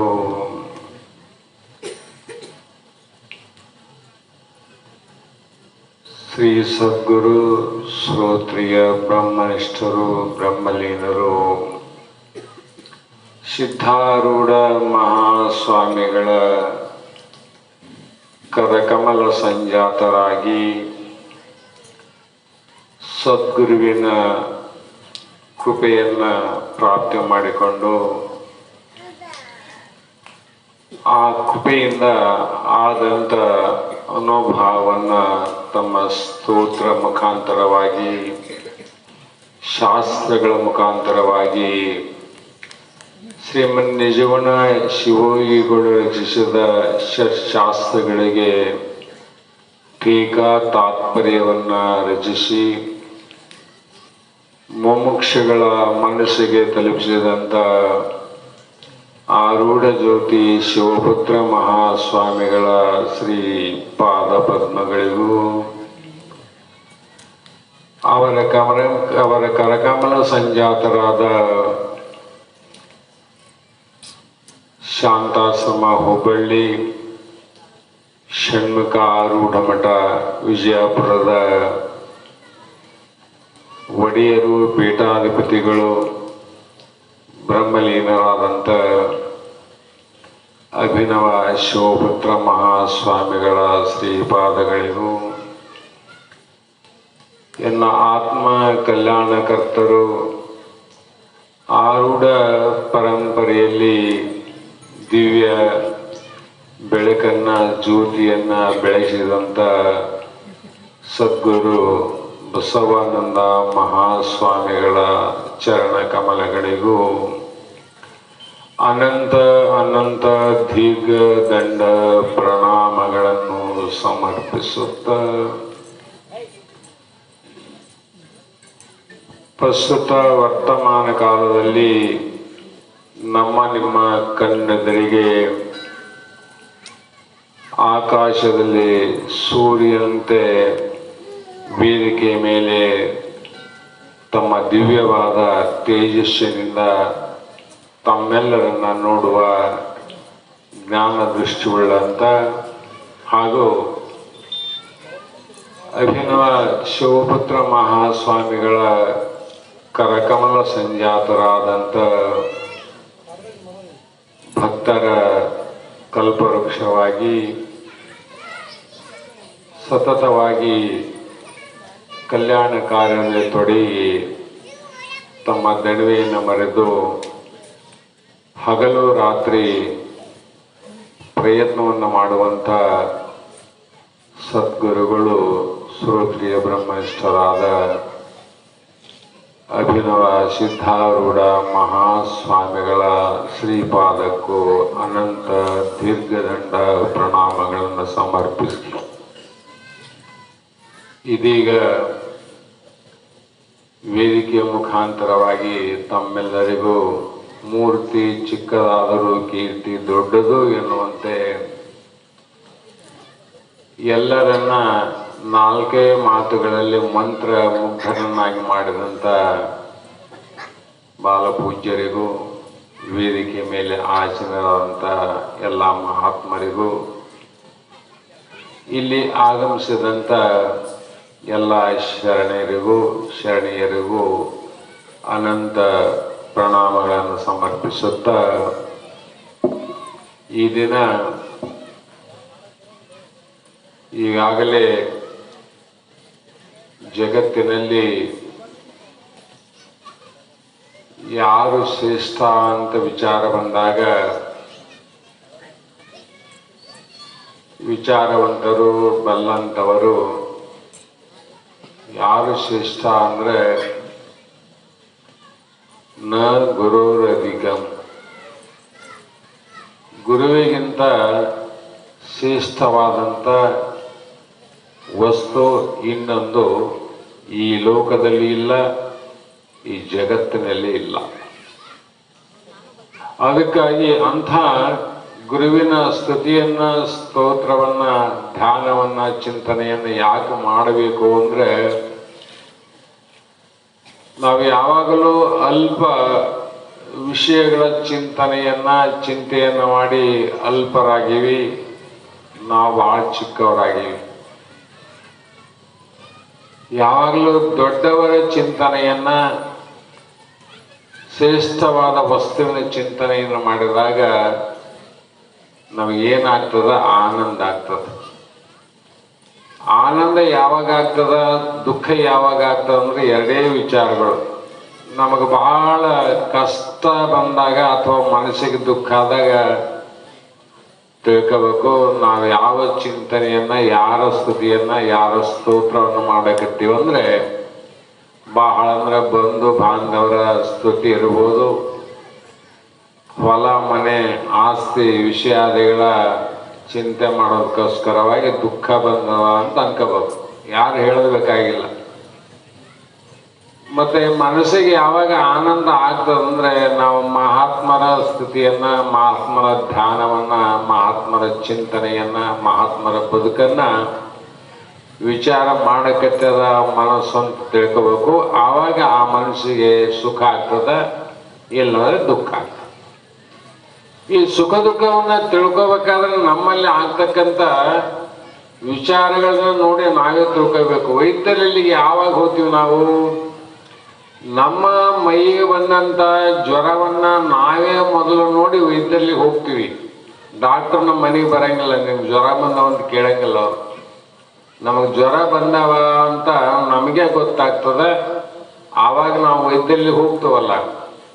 ಅದೇ ರೀತಿ ನಮ್ಮಲ್ಲಿ ಆಗ್ತಕ್ಕಂಥ ಸುಖ ದುಃಖಗಳ ವಿಚಾರವನ್ನು ಮಾಡಿ ನಾವೇ ಮಹಾತ್ಮರಲ್ಲಿಗೆ ಹೋಗ್ಬೇಕು ವಿನ ಮಹಾತ್ಮರು ನಮ್ಮಲ್ಲಿ ಬಂದಾರಂದ್ರೆ ನೀವು ಹಿಂದಿನ ಜನ್ಮದಲ್ಲಿ ಬಹಳ ಪುಣ್ಯ ಮಾಡಿದಂತ ಅರ್ಥ ಮಾಡಬಹುದು. ಒಬ್ಬ ಸಾಮಾನ್ಯ ವೈದ್ಯನೇ ಬರೋದಿಲ್ಲ, ಅವ್ರು ಕಟ್ಟಿದ ಆಸ್ಪತ್ರೆಗೆ ಹೋಗ್ಬೇಕು, ಅವ್ರು ಹೇಳಿದಂತೆ ಕೇಳಬೇಕು, ಬಹಳ ಸಮಯವನ್ನ ಕಾಯಬೇಕು, ಆವಾಗ ನೋಡಿದ್ರು ಇಲ್ಲಂದ್ರೆ ಇಲ್ಲ. ಅವರೊಬ್ಬ ಭವರೋಗ ವೈದ್ಯ ಅಂತಕ್ಕಂಥ ಒಬ್ಬ ಸದ್ಗುರುನಾಥ ಇದ್ದಲ್ಲಿಗೆ ನಾವು ಹೋಗ್ಬೇಕು ವಿನ ಅವರು ಇದ್ದಲ್ಲಿ ಬಂದಾರ ಅಂತ ಅಂದ್ರೆ ಹಿಂದಿನ ಜನ್ಮದಲ್ಲಿ ನೀವು ಬಹಳ ಪುಣ್ಯ ಮಾಡಿರಂತ ಅರ್ಥ ಮಾಡ್ಬೇಕಷ್ಟೆ, ಬಹಳ ಪುಣ್ಯ ಮಾಡಿರಿ. ಹಾಗಾಗಿ ಗುರುವಿನ ಸ್ತುತಿಯನ್ನ, ಸ್ತೋತ್ರವನ್ನ, ಗುರುವಿನ ಮಹಿಮೆಯನ್ನ ಯಾರು ಇಷ್ಟೇ ಅಂತ ಇದುವರೆಗೆ ಹೇಳಿಲ್ಲ. ಶ್ರೀ ಗುರುವೇ ನಿಜ ಸುಖದ ಆಗರವೇ ಅಂತ ಒಂದು ಮಾತು ಹೇಳಿದ್ರು ನಿಜಗೊಂಡ್ರು. ಗುರು ಹೇಗಿದ್ದಾನಂದ್ರೆ ನಿಜ ಸುಖದ ಆಗರವೇ ಅಂದ್ರು. ಸುಖಗಳು ಬೇರೆ, ನಿಜವಾದ ಸುಖಗಳು ಬೇರೆ. ಮಿಥ್ಯವಾದ ಸುಖ ಬೇರೆ, ಸತ್ಯವಾದ ಸುಖ ಬೇರೆ. ಆದರೆ ಶ್ರೀಗುರು ಯಾವ ಸುಖದಲ್ಲಿ ಇರ್ತಾರ ಮಹಾತ್ಮ ಅಂದ್ರೆ ನಿಜವಾದ ಸುಖದಲ್ಲಿ ಅಂತವ್ರು. ನಿಜವಾದ ಸುಖ, ಆ ನಿಜವಾದ ಸುಖದಲ್ಲಿ ಎಂಥ ತಾಕತ್ತಿರ್ತದಂದ್ರೆ ಸಾಮಾನ್ಯವಾಗಿ ಚಳಿಗಾಲದಲ್ಲಿ ನಮಗೆ ಮೈ ಬಹಳ ಥಂಡಿ ಆಗ್ತದೆ, ಚಳಿ ಆಗ್ತದೆ. ಆ ಚಳಿ ಯಾವುದರಿಂದ ನಿವೃತ್ತಿ ಆಗ್ತದ ಅಂದ್ರೆ ನೀನು ಬೇಕಾದ ಮಾಡ್ರಿ, ಭಾಳ ಅಂದ್ರೆ ಒಂದಿಲ್ಲ ಎರಡು ಓದ್ಕೋಬಹುದು, ಅಥವಾ ಬೆಚ್ಚನಲ್ಲಿ ಮನೆಯಲ್ಲಿ ಮಲಗಬಹುದು, ಏನಾದ್ರೂ ಮಾಡಬಹುದು, ಇಲ್ಲಂತಲ್ಲ. ಸಂಪೂರ್ಣ ಆ ಚಳಿ ನಿವೃತ್ತಿ ಆಗ್ಬೇಕಾಗಿದ್ರೆ ಬೆಂಕಿ ಅಗ್ನಿಯಲ್ಲಿ ಅದ್ರ ಸಮೀಪ ಹೋಗಿ ಕುಂತ್ರೆ ಸಾಕು. ನಾವು ಬೆಂಕಿ ಹತ್ತಿದಲ್ಲಿ ಬೆಂಕಿ ಕಾಸ್ತಲ್ಲ ಚಳಿಗಾಲದಲ್ಲಿ ಯಾಕೆ ಕಾಸ್ತಾರೆ ಬೆಂಕಿ ಅಂದ್ರೆ ಚಳಿಯನ್ನ ಕಡಿಮೆ ಮಾಡತಕ್ಕಂತ ತಾಕತ್ತು ಶಕ್ತಿ ಇರೋದು ಅಗ್ನಿಯಲ್ಲಿ ಅಂತ. ಆದ್ರೆ ಆ ಬೆಂಕಿ ಚಳಿ ಯಾರಿಗೆ ಹಿಡಿದದ ಅವ್ರ ಮನೆಗೆಲ್ಲ ಹೋಗೋದಲ್ಲ. ಅದು ನಿನಗೆ ಚಳಿ ಹಿಡಿದದೆ ಅಂತ ಕೇಳಂಗಿಲ್ಲ, ಅದು ಹೋಗಂಗಿಲ್ಲ. ಚಳಿ ಥಂಡಿಯನ್ನ ತಾಳಲಾರ್ದವರೇ ಆ ಬೆಂಕಿ ಇದ್ದಲ್ಲಿ ಹೋಗಿ ಏನು ಮಾಡೋದು, ಸುಮ್ಮನೆ ಕುಂದ್ರೋದು ಅಂತಾರೆ. ಅಲ್ಲಿ ಏನು ಮಾಡೋದು ಬೇಕಾಗಿಲ್ಲ, ನಾವು ಸುಮ್ಮನೆ ಕೊಡೋದು. ಅವಾಗ ಏನ್ ಮಾಡ್ತದ ಆ ಅಗ್ನಿ, ತನ್ನ ಸಮೀಪದಲ್ಲಿ ತನ್ನ ಆಶಯದಲ್ಲಿ ಇರುವಂತ ಎಲ್ಲರನ್ನ ಏನ್ ಮಾಡ್ತದ ಅಂದ್ರೆ ಅವರ ತಾಪವನ್ನ ಕಳೆದು ಸುಖಿಗಳನ್ನಾಗಿ ಮಾಡ್ತದ. ಅದೇ ಪ್ರಕಾರವಾಗಿ ನಾವು ಅಂತ ಮಹಾತ್ಮರು ಸಿಗೋದು ಬಹಳ ಕಷ್ಟ. ಸಿಕ್ಕರೆ ಅವರಂತ ಪುಣ್ಯಾತ್ಮರು ಈ ಜಗತ್ತಿನಲ್ಲಿ ಮತ್ತೊಬ್ರು ಯಾರಿಲ್ಲ ನೋಡ್ರಿ, ಮತ್ತೊಬ್ರು ಯಾರಿಲ್ಲ. ಆ ಕಾರಣದಿಂದ ಅದು ಬಹಳ ಕಷ್ಟ ಅಂದ್ರೂ ಕೂಡ ಅದ್ರ ಕೆಲಸ ಏನು ಮಾಡ್ತದಂದ್ರೆ, ತಮ್ಮ ಸುಖವನ್ನ ಬೆಂಕಿ ತನ್ನಲ್ಲಿರುವಂತ ಉಷ್ಣವನ್ನ ತನ್ನ ಪಕ್ಕದಲ್ಲಿ ಇರುವಂತ ಎಲ್ಲರ ಮೇಲೆ ಚೆಲ್ತವ. ತನ್ನ ಪಕ್ಕದಲ್ಲಿ ಯಾರೇ ಇಲ್ಲ, ಅವರು ಯಾವ ಕುಲ ಇರಲಿ, ಜಾತಿ ಇರಲಿ, ಯಾವುದೇ ಹುಡುಗ ಇರಲಿ, ಬಾಲಕಿ ಇರಲಿ, ಆ ಪುರುಷನೇ ಇರಲಿ, ಯಾರೇ ಇದ್ರು ಕೂಡ ಅವರನ್ನ ಬಿಸಿ ಮಾಡ್ತದ, ಅದ್ರ ಮೇಲೆ ಚೆಲ್ತವ. ಯಾವ ಮಹಾತ್ಮರ ಸನ್ನಿಧಿಯಲ್ಲಿ ಹೋಗ್ತೀವಿ ನಾವು, ನಮ್ಮ ಸರ್ವ ದುಃಖಗಳನ್ನ ಕಳೆದು ಅವರ ಸಮೀಪದಲ್ಲಿ ಹೋದಾಗ ನಮ್ಮ ಮನಸ್ಸು ಶಾಂತಿ ಆಗ್ತದ, ನಮ್ಮ ಮನಸ್ಸಿಗೆ ಆನಂದ ಆಗ್ತದ. ಅವರೇ ಸದ್ಗುರುಗಳು, ಅವರೇ ಮಹಾತ್ಮರು. ಸುಡ್ತದಂದ್ರೆ ಅದು ಬೆಂಕಿ ಅಂತ ಅರ್ಥ ಮಾಡ್ತಾರೋ, ನೀರಂತ ಅರ್ಥ ಮಾಡ್ತಾರೋ? ಸುಡ್ತದಂದ್ರೆ ಬೆಂಕಿನೇ ಅರ್ಥ ಮಾಡೋಕೆ ನೀರಂತ ಹೇಳಕ್ ಬರಂಗಿಲ್ಲ. ಒಬ್ಬ ಮಹಾತ್ಮ ಬಂದಾನ ಮಸೀದ್ ಪೂರ್ವಕ, ಅವ್ರ ಸಮೀಪ ಹೋದ್ರೆ ಆನಂದ ಆಯ್ತು ಅಂದ್ರೆ ಅಲ್ಲಿ ನಿಜ ಸುಖ ಆದಂತರೋ ಸುಳ್ಳು ಸುಖ ಆದಂತರೋ? ನಿಜ ಸುಖದೇ. ಅದಕ್ಕೆ ಶ್ರೀ ಗುರುವೇ ನಿಜ ಸುಖದ ಆಗರವೇ. ಹಾಗಾಗಿ ಮಹಾತ್ಮನ ಅನಂತ ವಿಚಾರಗಳನ್ನು ಹೇಳ್ತಾ ಬಂದ್ರು ಕೂಡ, ಇಷ್ಟೆಲ್ಲ ಇದ್ರು ಕೂಡ ಇಷ್ಟೇ ಮಂದಿ ಯಾಕೆ ಬಂದಿವಿ? ಮಸೀದ್ಪುರದಲ್ಲಿ ದೊಡ್ಡ ಸ್ಥಳ ಅದ, ಸಿದ್ಧಾರೂಢ ಮಹಾಮಠ ಅದ, ಮಹಾತ್ಮನ ಆಗಮಿಸ್ಯಾರ. ಆದ್ರೂ ಕೂಡ ಯಾಕೆ ಬಹಳ ಜನ ಬಂದಿಲ್ಲ ಅಂತ ಅನ್ಬೋದು.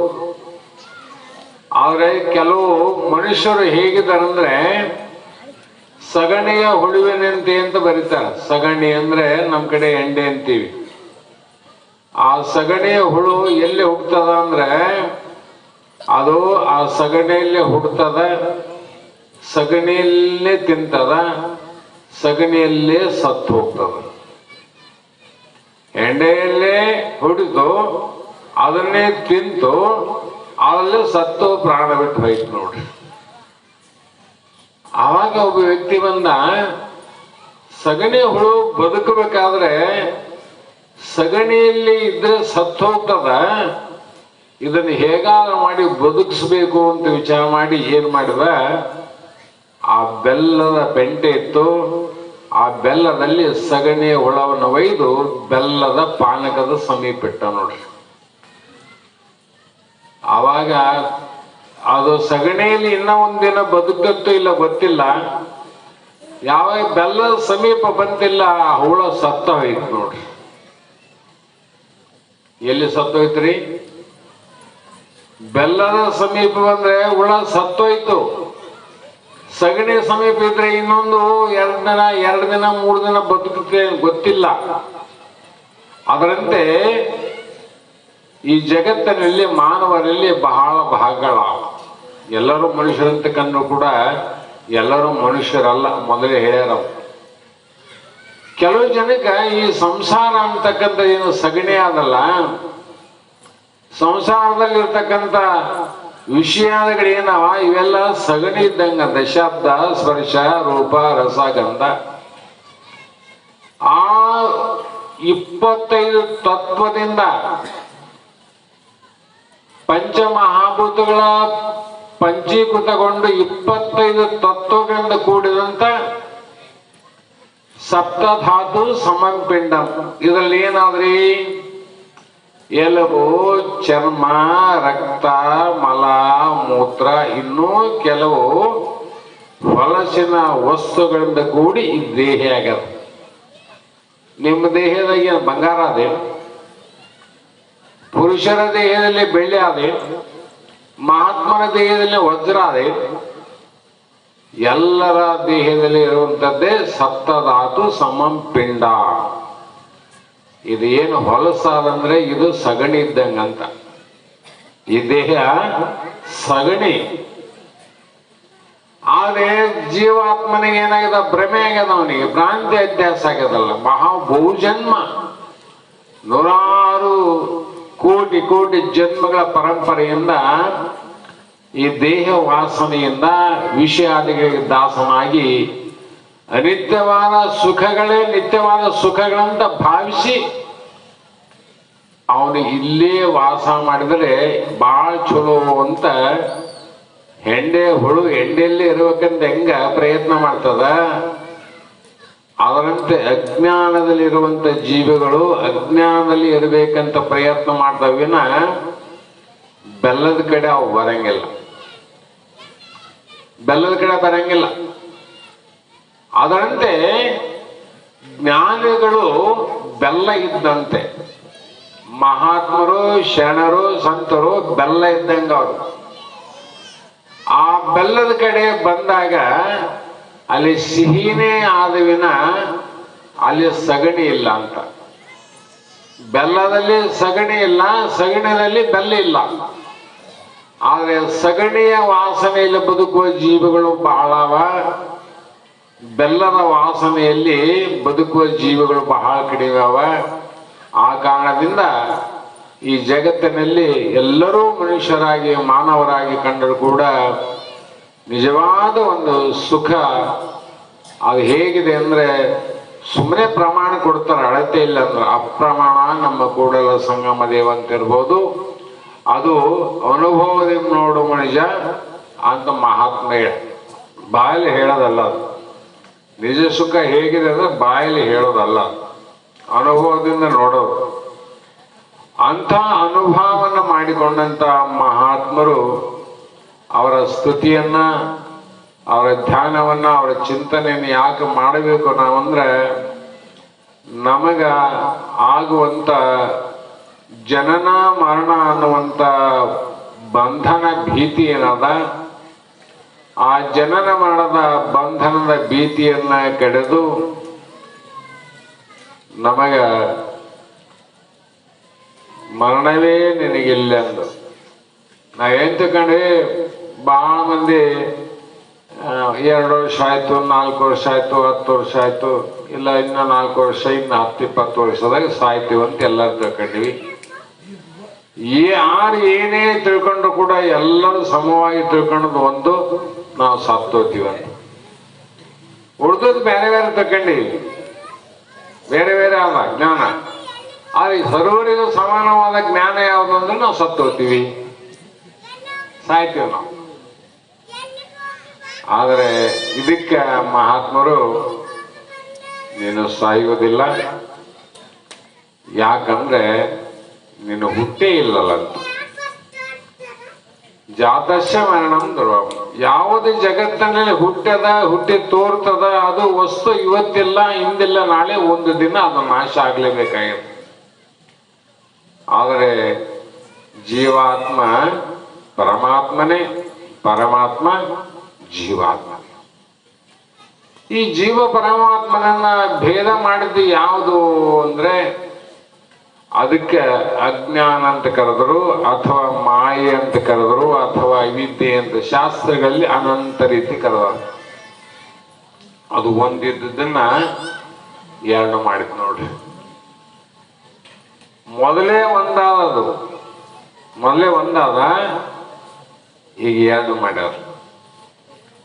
2 ಮೀಟರ್ ಬಟ್ಟೆ ತಂದು ಅಂಗಿ ಹೊಲಿಬೇಕಂದ್ರೆ ಮೊದಲು ಒಂದೇ ಇತ್ತು, ಅದು 2 ಮೀಟರ್. ಆಮೇಲೆ ತುಣುಕು ಮಾಡ್ತಾನೆ ಟೇಲರ್, ಕತ್ತರಿಸ್ತಾನ ನೋಡ್ರಿ. ಕತ್ತರಿಸಿ ಮತ್ತೇನ್ ಮಾಡ್ತಾನ, ಅದನ್ನು ಜೋಡಿಸ್ತಾನೆ. ಮೊದಲು ಒಂದೇ ಇತ್ತು, ಅಖಂಡವಾಗಿರ್ತಕ್ಕಂಥ ಬಟ್ಟೆಯನ್ನ ಖಂಡಿತವಾಗಿ ಮಾಡ್ತಾನ. ಮಾಡಿ ತನ್ನ ಅಳತೆ ಪ್ರಕಾರ ಮತ್ತೆ ಜೋಡಿಸ ಹೋಗ್ತಾನ. ಅದರಂತೆ ಏಕಂ ಏವಂ ಅದ್ವಿತೀಯ ಪರಬ್ರಹ್ಮ, ಸ್ವಗತ ಭೇದ ಸಜಾತಿ ಭೇದ ವಿಜಾತಿ ಭೇದ ರಹಿತವಾಗಿರ್ತಕ್ಕಂಥ ಆತ್ಮ ನಮ್ಮ ಸ್ವರೂಪ ಏನದ, ಅದು ಏನಾಗ್ಯದ ಅಂದ್ರೆ ಅಜ್ಞಾನದಿಂದ ಈಗ ಎರಡಾಗ್ಯದ. ಶಿವ ಬೇರೆ ಜೀವ ಬೇರೆ ಆಗ್ಯಾನ.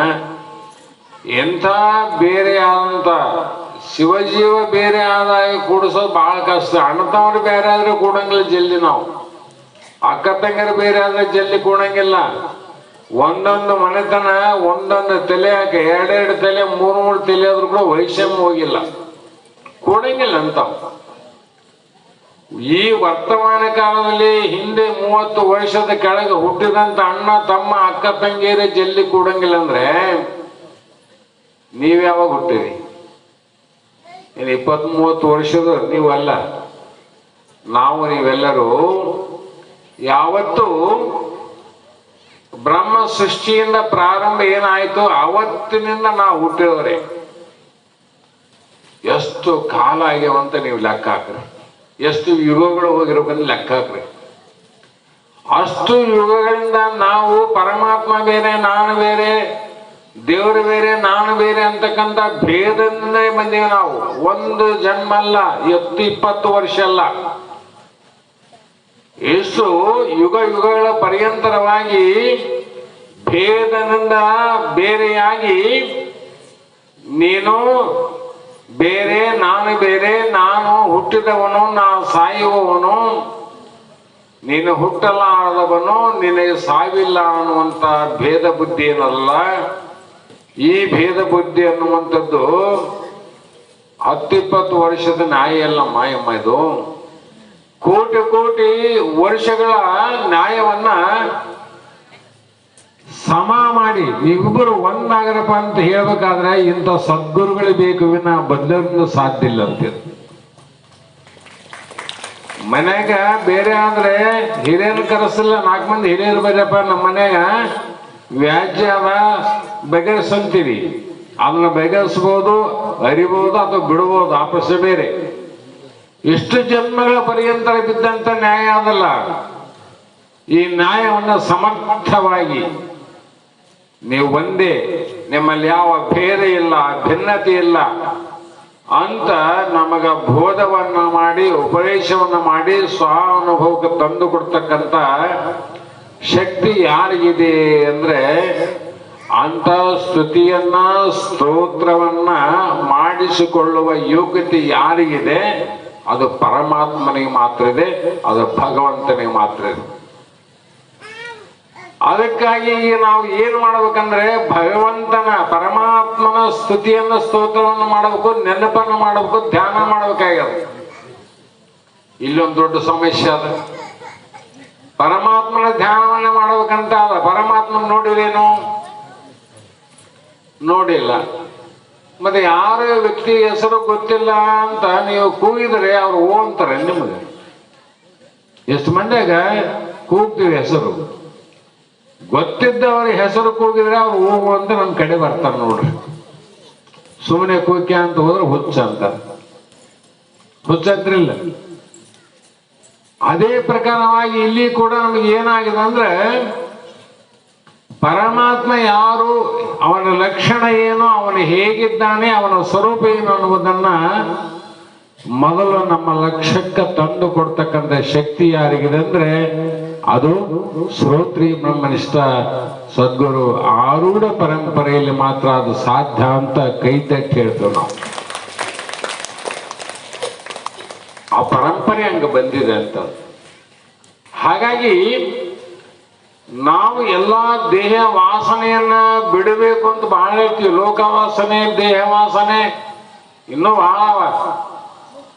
ಮನುಷ್ಯನಿಗೆ ವಿಷಯಾದಿಗಳನ್ನ ದಾಟಿ ಅಲ್ಪ ಸುಖದಿಂದ ಆಗರ ಪರ್ಯಂತರವಾದ ಸುಖದ ಕಡೆ ಹೋಗ್ಬೇಕಾದ್ರೆ ಸಣ್ಣದು ಬಿಟ್ರೆ ದೊಡ್ಡದು ಕೈ ಹಿಡಕ್ ಬರ್ತದ.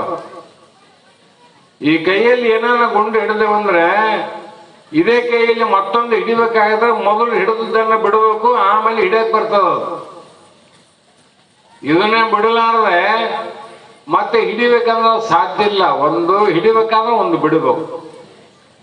ಜೀವನಿಗೆ ಏನಾಗಿದೆ, ವಿಷಯಾದಿಗಳನ್ನ ಬಿಟ್ರೆ ನಾ ಬದುಕೋದಿಲ್ಲ. ಇವೇ ಬಹಳ ಶ್ರೇಷ್ಠವಾದ ಸುಖದ ವಸ್ತುಗಳಂತ ಆಗ್ಯದ. ಅದಕ್ಕೆ ಏನಾಗ್ಯದ ಅಂದ್ರೆ ಮಹಾತ್ಮ ಹೇಳ್ತಾರೆ, ಅವನು ಕೆಲವು ಮಂದಿ ಬಹಳ ಚಲೋ ಇರ್ತಾರೆ, ಸ್ವಲ್ಪ ದಿನ ಆದ್ಮೇಲೆ ಹೊರಗೆ ಬರ್ತಾನ, ತಲೆ ಕೆಟ್ಟಿರ್ತದ, ಅವನು ಹುಚ್ಚು ಮಾತಾಡ್ತಾನ. ಅಲ್ಲೋ ಮನೆ ಏನಾಗ್ಯದ ಅಂದ್ರೆ ಅವ್ನು ಕೇಳ್ತಾರೆ, ನಿನ್ನ ಹೆಂಡ್ರ ಯಾರು, ಮನೆ ಯಾವುದು, ಹೊಲ ಯಾವುದು, ಗುರು ಯಾರು, ಊರು ಯಾವುದು ಅಂದ್ರೆ ಎಲ್ಲ ಯಾವ್ದು ನೆನಪಿಲ್ಲ, ನಂಗೆ ಗೊತ್ತಿಲ್ಲ ಅಂದ್ಬಿಡ್ತಾನ. ಅರೆ ಇಷ್ಟು ದಿವಸ ಎಲ್ಲ ಗೊತ್ತಿತ್ತು, ಸಂಸಾರ ಮಾಡಿದವ್ ನೀನಿದ್ದಿ, ಎಲ್ಲ ಗೊತ್ತಿದ್ದವನಿದ್ದಿ, ಎಲ್ಲ ಮರ್ತದ್ದಲ್ಲ ಅಂತ ಕೇಳಿದಾಗ ಮಹಾತ್ಮ ಬಂದಿದ್ರು. ಏನ್ ಕೇಳ್ತಾರೆ, ಅವನಿಗೆ ಹುಚ್ಚಿಡೋದು ಬಿಡ್ರು ಅಂದ್ಬಿಟ್ರು. ಎಲ್ಲ ಮರ್ತಾನಂದ್ರೆ ಏನದ, ಹುಚ್ಚಿಡೋದು ಮರ್ತಾನ. ಅಂದ್ರೆ ಹುಚ್ಚು ಹಿಡದೇ ಇದ್ರೆ ಅವನಿಗೆ ನೆನಪಲ್ಲೇ ಇರ್ತದ್ದು. ಹುಚ್ಚಿಡೋದಕ್ಕೆ ಎಲ್ಲ ನೆನಪಾಗ ನೋಡ್ರಿ. ಹುಚ್ಚಿಡೋದಕ್ಕೆ ಹೋಗ್ಯದು, ಯಾವ್ದಕ್ಕೆ ಹೋಗ್ಯದ, ಹುಚ್ಚಿಡೋದಕ್ಕೆ ಹೋಗ್ಯದ. ಅದರಂತೆ ನಮ್ಮ ಬುದ್ಧಿಯಲ್ಲಿ ಕೂಡ, ನಮ್ಮ ಬುದ್ಧಿಗೆ ಅದು ಒಂದು ಹುಚ್ಚಿಡೋದು. ಆ ಹುಚ್ಚು ಯಾವಾಗ ಹೋಗ್ತದ ಅಂದ್ರೆ, ಲೌಕಿಕದನ್ನ ಹುಚ್ಚು ಹೋಗ್ಬೇಕಾದ್ರೆ ಅಲ್ಲಿ ಕೆಲವು ಉಪಾಯಗಳಿಂದ ಅದನ್ನ ಕೊಡಿಸ್ಬೇಕು, ಹೋಗ್ಬೋದು. ಈ ಬುದ್ಧಿಯಲ್ಲಿ ಜೀವನಿಗೆ ಆದಂತ ಈ ಬುದ್ಧಿ ಏನು ಹುಚ್ಚಿಡೋದಲ್ಲ, ಆ ಹುಚ್ಚು ಹೋಗ್ಬೇಕಾಗಿತ್ತು. ಆ ಹುಚ್ಚು ಹೋಗ್ಬೇಕಾಗಿದ್ರೆ ಜ್ಞಾನದ ಉಪದೇಶ ಹಾಕೊಡ್ರಿ. ಆ ಬುದ್ಧಿಗೆ ಯಾವಾಗ ಜ್ಞಾನ ಆಗ್ತದ ಆವಾಗ ಈ ವಿಷಯ ಬಿಡ್ತದ. ಎಲ್ಲೋ ಮಿಥ್ಯ, ಏನಾದ ಪ್ರಪಂಚದಲ್ಲಿ ಒಂದಿನ ಹುಟ್ಟಿವಿ, ಬೆಳೆದಿವಿ, ಒಂದಿಲ್ಲ ಒಂದಿನ ಸತ್ತು ಹೋಗ್ತೀವಿ. ಆದ್ರೆ ಏನಾದರೂ ಆಗು, ಹೋಗಕ್ಕಿಂತ ಮುಂಚಿತವಾಗಿ ಮಹಾತ್ಮ ಹೇಳಿದಂತೆ ಮೃತ್ಯು ಮುಟ್ಟುವುದ ಮುನ್ನ ಅವನ ಶಬ್ದವಾಗಿ ಇಟ್ಟಿಡಬೇಕು. ಮೃತ್ಯು ಮುಟ್ಟದ ಮುನ್ನ ಕೂಡು ಸಂಗಮ ದೇವನ. ಅದಕ್ಕೆ ನಾವು ಯಾವಾಗ ಇದು ಹೋಗ್ತದ, ಮಹಾತ್ಮಗೆ ಬೇರೆ ಅವ್ರು ಇದ್ದಾಗ ಹೋಗ್ಯಾರ. ಆರುಡ ಜ್ಯೋತಿ, ಅವಿನವ ಶಿವಪುತ್ರ ಸ್ವಾಮಿಗಳು, ಬಸವಾನಂದ ಮಹಾಸ್ವಾಮಿಗಳು, ಅವರು ನಮ್ ಕಾಣ್ತಿದ್ರು, ಅವ್ರು ಹೋಗೇ ಬಿಟ್ಟಿದ್ರು. ಆ ಪ್ರಶ್ನೆ ಬೇರೆ. ಅದರಂತೆ ಆಗ್ಬೇಕು ನೋಡ್ರಿ. ಮೃತ್ಯು ಮುಟ್ಟದ ಮುನ್ನ. ಅದು ಯಾವಾಗನ ಮುಟ್ಲಿ, ನಾವು ಕಡೆಗೆ ಆಗಬೇಕು. ಮನೆಗೆ ಯಾವಾಗಲೇ ಬೆಂಕಿ ಬಿಡಲ್ಲ, ಹಬ್ಬ ಮರೆ ನಾವು ಹೊರಗೋದ್ರ ಆಯ್ತಾ ಅಂತ. ಮನೆಗಿದ್ದಾಗ ಬೆಂಕಿ ಬಿದ್ದರೆ ದುಃಖ ಆಗ್ತದಿಲ್ಲ. ಅವನಿಗೆ ಎಲ್ಲಿವರೆಗೂ ಜೀವ ದೇಹ ಭಾವದಲ್ಲಿ ಇದ್ದು ಇರ್ತಾನ, ಅವನಿಗೆ ಒಂದಿಲ್ಲ ಒಂದಿನ ದುಃಖ ಆಗದೆ. ಅದು ಜೀವನಿಗೆ ಈ ದೇಹ ಇರುವಾಗನೇ ದೇಹ ನಾನಲ್ಲ ಅಂತ ದೃಢ ಪರೋಕ್ಷ ಜ್ಞಾನ ಯಾವಾಗತ್ತದ, ಯಾವಾಗನ ಸುಡ್ಲಿ, ಯಾವಾಗನ ಕಡಿಲಿ, ಯಾವಾಗನ ಮಣ್ಣಾಗಿರ್ಲಿ. ಎಂಥ ಒಂದು ಶಕ್ತಿ ಸಾಮರ್ಥ್ಯವನ್ನ ಪ್ರಾಪ್ತಿ ಮಾಡಿಕೊಡುವಂತ ಶಕ್ತಿ ಮಹಾತ್ಮರಿಗೆ, ಇಂಥ ಸದ್ಗುರುನಾಥನಿಗೆ ಮಾತ್ರ ಸಾಧ್ಯ. ಅವರ ಪ್ರೇಮ, ಅವರ ಪ್ರೀತಿ, ಅದೇನೋ ನಾನು ಬಹಳ ಪುಣ್ಯ ಮಾಡಿ, ಜಗತ್ತಿನ ನನ್ನ ಬಗ್ಗೆ ಹೇಳ್ಬೇಕಾದ್ರೆ ಬಹಳ ಪುಣ್ಯ ಮಾಡಿ. ಯಾವಾಗ ನಾನು ಗುರುಗಳ ಸೇವೆಯನ್ನು, ಬಸವಾನಂದರ ಸೇವೆಯನ್ನು ಮಾಡುವಾಗ ನನಗೆ ಅನಿಸ್ತಿತ್ತು, ಇನ್ನೂ ಕೆಲವು ದಿನ ಅವರಿದ್ರೆ ಇನ್ನೂ ಸೇವೆಯನ್ನು ಮಾಡಲಿಕ್ಕೆ ಬಹಳ ಅನುಕೂಲ ಆಗ್ತಿತ್ತು. ಆದ್ರೂ ಕೂಡ ದೇಹ ಧರ್ಮ ಶರೀರ ಬಿಟ್ರಲ್ಲಪ್ಪ, ಸೇವೆಗೆ ಬಹಳ ತೊಂದರೆ ಆಯ್ತು ಮಾಡ್ಲಿಕ್ಕೆ ಅಂತ ನನಗೆ ಅವಾಗಲೂ ಅನಿಸ್ತಿತ್ತು. ಆದ್ರೆ ಈಗ ಅನಿಸ್ತದ, ಅವರ ಸೇವೆಯನ್ನ ಮಾಡಲಿಕ್ಕೆ ಅವಕಾಶ ನನಗಿನ್ನೂ ಸಿಗಲಿಲ್ಲ. ಸದ್ಗುರುಗಳೇ ಆರುಡ ಸಿದ್ಧಾರೂಢ ಮಹಾಸ್ವಾಮಿಗಳು ನಾನು ಎಲ್ಲೇ ಹುಬ್ಬಳ್ಳಿಗೆ ಹೋಗಲಿ, ಶಕ್ತಿನಗರಕ್ಕೆ ಬರಲಿ, ಮಸೀದುಪುರಕ್ಕೆ ಬರಲಿ, ನಮ್ಮ ಕೈಯಲ್ಲಿ ಹಿಡಿದುಕೊಂಡು ತಾವೇ ನಮ್ಮನ್ನು ಕರ್ಕೊಂಡು ಹೋಗ್ತಂದ್ರೆ ನನ್ನಂಥ ಭಾಗ್ಯಶಾಲಿ ಪುಣ್ಯಾತ್ಮ ಮತ್ತೊಬ್ಬರಿಲ್ಲ ಅಂತ ಕೈ ಎತ್ತಿ ಹೇಳುವ ಒಂದು ನೆನಪು ಸಂದರ್ಭ ಬರ್ತದೆ. ದೇವರು ಇದೇ ಪ್ರಕಾರವಾಗಿ ಅವರ ಪ್ರೀತಿ, ಅವರ ಪ್ರೇಮ, ಅವರ ಆಶೀರ್ವಾದ ಸದಾಕಾಲ ಹೀಗೆ ಇರಲಿ ಅಂತಕ್ಕಂಥ ಮಾತನ್ನು ಹೇಳ್ತಾ ಸಮಯ ಹೆಚ್ಚು ಬಳಸದೆ ಕ್ಷಮಿಸಿ ನನ್ನ 2 ಮಾತುಗಳನ್ನು ಗುರುಪಾದಕ್ಕೆ ಸಮರ್ಪಿಸಿ ಮುಂದೆ ಗುರುಗಳ ಆಶೀರ್ವಚನವನ್ನು ನಾವು ನೀವೆಲ್ಲರೂ ಕೇಳಿ ಧನ್ಯರಾಗೋಣ.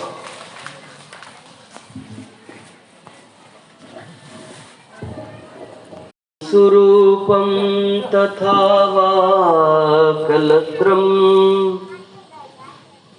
ಯಶಶ್ಚಾರುಚಿತ್ರಂ ಧನಂ ಮೇರುತುಲ್ಯಂ ಮನಶ್ಚೇನ ಲಗ್ನಂ ಗುರೋರಂಘ್ರಿ ಪದ್ಮೇ ತತಃ ಕಿಂ ತತಃ ಕಿಂ ತತಃ ಕಿಂ ತತಃ ಕಿಂ ಷಡಂಗಾದಿವೇದೋ ಮುಖೇ ಶಾಸ್ತ್ರವಿದ್ಯಾ ಕವಿತ್ವಾದಿಗದ್ಯಂ ಸುಪದ್ಯಂ ಕರೋತಿ ಮನಶ್ಚೇನ ಲಗ್ನಂ ಗುರೋರಂಘ್ರಿ ಪದ್ಮೇ ತತಃ ಕಿಂ ತತಃ ಕಿಂ ತತಃ ಕಿಂ ತತಃ ಕಿಂ.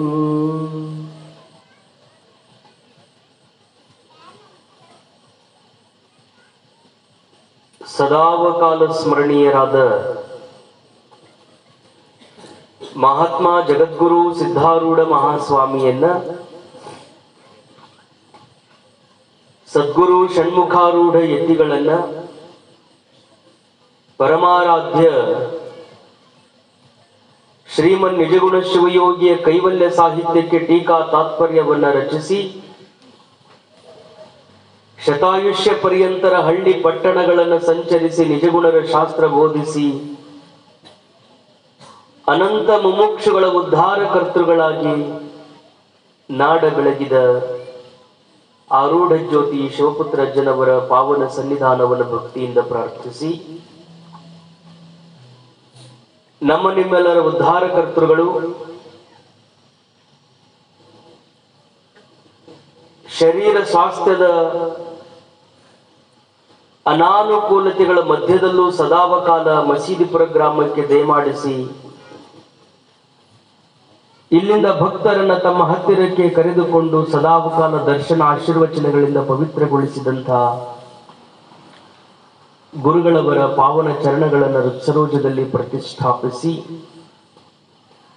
ಪ್ರತಿ ವರ್ಷದ ಪಾವನ ಪರಂಪರೆಯಂತೆ ರಾಮನವಮಿಯ ನಿಮಿತ್ತವಾಗಿ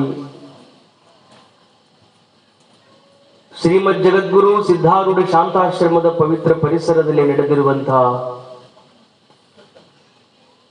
3 ದಿನಗಳ ವಿಶೇಷ ಕಾರ್ಯಕ್ರಮದ ಈ ಪಾವನ ವೇದಿಕೆಯನ್ನು ಅಲಂಕರಿಸಿ ನಮ್ಮ ನಿಮ್ಮೆಲ್ಲರಿಗೆ ತಮ್ಮ ದಿವ್ಯ ಉಪದೇಶವನ್ನು ದಯಪಾಲಿಸಿದಂಥ ಶ್ರೋತ್ರಿಯರು, ಬ್ರಹ್ಮನಿಷ್ಠರು, ಆರೂಢ ಜ್ಯೋತಿ ಗುರುಗಳ ಶಾಸ್ತ್ರ ಪರಂಪರೆಯನ್ನ ಅನುಚಾನವಾಗಿ ಮುನ್ನಡೆಸುತ್ತಾ ಮುಮುಕ್ಷುಗಳ ಉದ್ಧಾರಕ್ಕಾಗಿ ಶರೀರವನ್ನು ಸವಿಸುತ್ತಿರುವ ನೀರಮಾನ್ಯ ಸುಕ್ಷೇತ್ರ ಸಿದ್ಧಾರೂಢ ಸ್ವಾಮಿ ಮಠದ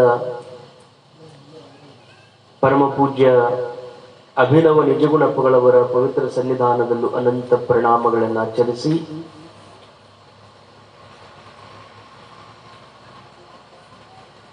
ರಾಯಚೂರಿನ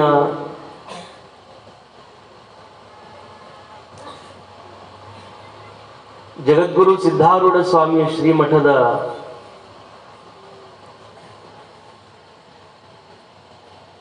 ಉರುಕುಂದಾರೂಢ ಮಹಾಸ್ವಾಮಿಗಳವರ ಭವ್ಯ ಪರಂಪರೆಯನ್ನು ಮುನ್ನಡೆಸುತ್ತಿರುವಂತಹ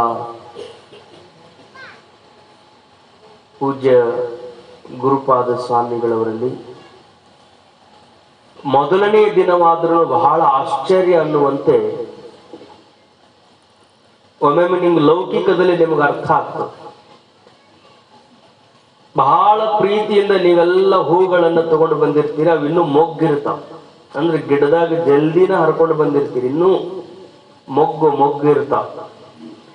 ಮೊಗ್ಗಿದ್ದ ಹೂಗಳನ್ನ ತಂದು ನೀವು ದೇವರ ಜಗಲಿಯ ಮೇಲೆ ಇಟ್ಟಾಗ ಆ ಮೊಗ್ಗಿದ್ದಾಗನೇ ಇಡೀ ದೇವರ ಕೋಲಿನೇ ಘಮ ಘಮ ಅನ್ನುವಂಗದು ಮಾಡಿತ್ತು. ಅಂದ್ರೆ ಒಂದು ವೇಳೆ ಸುಮ್ಮನೆ ನೀವು ಕಲ್ಪನಾ ಮಾಡ್ಕೊಳ್ರಿ, ಎಲ್ಲಾ ಹೂ ಅರಳಿದ್ದು ಅಂದ್ರೆ ಇಡೀ ಮನಿನೇ ಹೆಂಗ ಸುಗಂಧ ಹಾಕೈತಲ್ಲ, ಹಂಗ ನಮ್ಮ ಪೂಜ್ಯ ನಾಗಭೂಷಣ ದೇವರು ಮೊದಲನೇ ದಿವಸನೇ ಇಷ್ಟು ಸುಗಂಧವನ್ನು ಕೊಟ್ಟಾರಂದ್ರೆ ಮುಂದೆ ಇಡೀ ನಾಡೇ ಬೆಳಗುವಂತ ಅಧ್ಯಾತ್ಮದ ಮಕರಂದವನ್ನು ನಾಡಿಗೆ ನೀಡ್ತಾರೆ ಎನ್ನುವಂತಹದ್ರಲ್ಲಿ ಎರಡು ಮಾತಿಲ್ಲ. ಅಂಥ ಪೂಜ್ಯರನ್ನು ಕೂಡ ಅನಂತ ಪ್ರಣಾಮಗಳನ್ನು ಸಲ್ಲಿಸಿ, ಶಿವಸ್ವರೂಪಿಗಳೇ ತಮ್ಮೆಲ್ಲರಲ್ಲಿ ಶರಣಾರ್ಥಿಗಳು.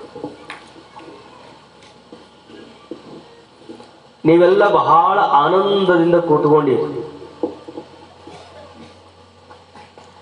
ಕಾರಣ ಏನು ಅಂದ್ರೆ ಎಲ್ಲ ಸಿಗ್ಬೋದು, ಅನುಭಾವಿಗಳ ನುಡಿಗಳು ಸಿಗೋದು ಬಹಳ ಕಷ್ಟ.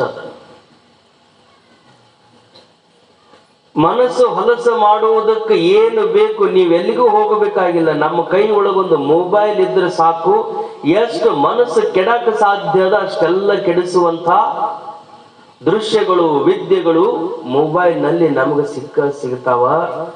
ಮನಸ್ಸು ಹೊಲಸು ಮಾಡುವಂತ ಸಾಧನಗಳು ಸಮಾಜದಲ್ಲಿ ಸಾಕಷ್ಟು ತುಂಬಿರುವಾಗ ಹೊಲಸಾದ ಮನಸ್ಸನ್ನ ತೊಳೆಯುವಂತ ಒಂದೇ ಒಂದು ವೇದಿಕೆ ಅಂದ್ರೆ ಅದು ಜಗದ್ಗುರು ಸಿದ್ಧಾರೂಢ ಸ್ವಾಮಿಯ ವೇದಾಂತದ ವೇದಿಕೆ ಅನ್ನೋದನ್ನ ನೀವು ನೆನಪಿನಿಟ್ಟುಕೊಂಡಿರಬೇಕು.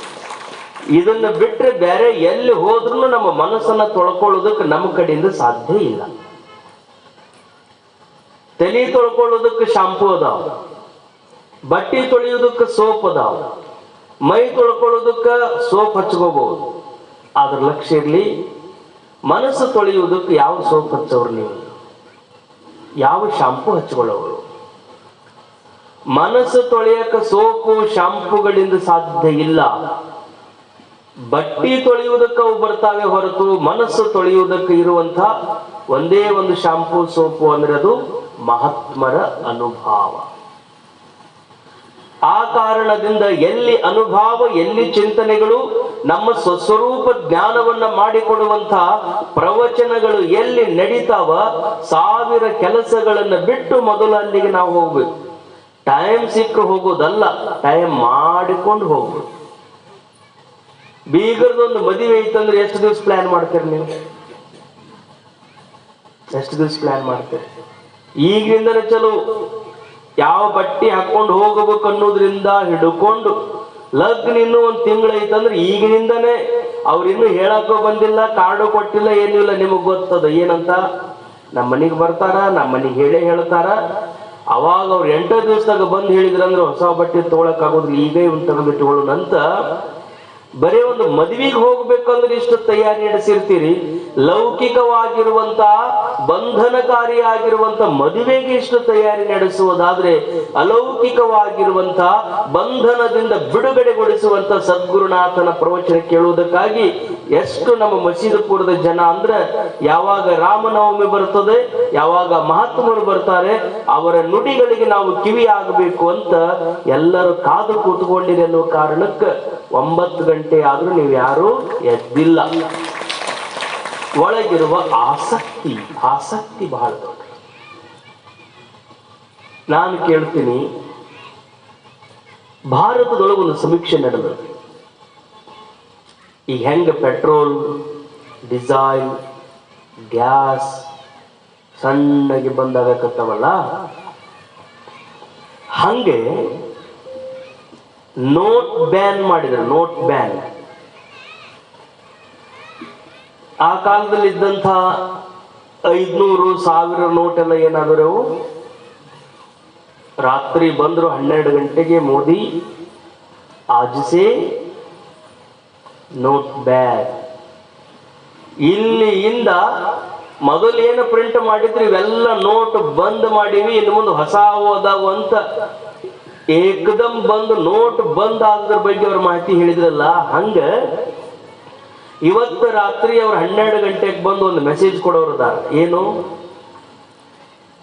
ಇವತ್ತು ರಾತ್ರಿ 12 ಗಂಟೆಯಿಂದ ಎಲ್ಲರ ಮೊಬೈಲ್ಗಳು ಬಂದ್ ಆಗುತ್ತವೆ. ನಮ್ಮ ಕೈಯಾಗಿದ್ದು ಎಲ್ಲರ ಮೊಬೈಲ್ ಬಂದ್ ಆಗುದಿಲ್ಲ. ಸುಮ್ಮನೆ ಹೇಳಕತ್ತೀನಿ ನಾನು. ಎಷ್ಟು ಗಾಬರಿ ಹಾಕೊಂತಾರ ನೋಡೋರು. ಯಪ್ಪ ಮುಗಿದ ಹೊತ್ತು ನಮ್ಮ ಗತಿ. ಮೊಬೈಲ್ ಬಂದ್ ಅಕ್ಕವು ಅಂತ ಸುದ್ದಿ ಬಂದ್ರನೆ ನಮ್ಮ ದೇಶದಾಗ 70% ಜನ ಹುಚ್ಚರಕ್ಕಾರ. 70% ಜನ. ಯಾಕೆ ಹಂಗ ಹಾಕಿರ್ಬೇಕು?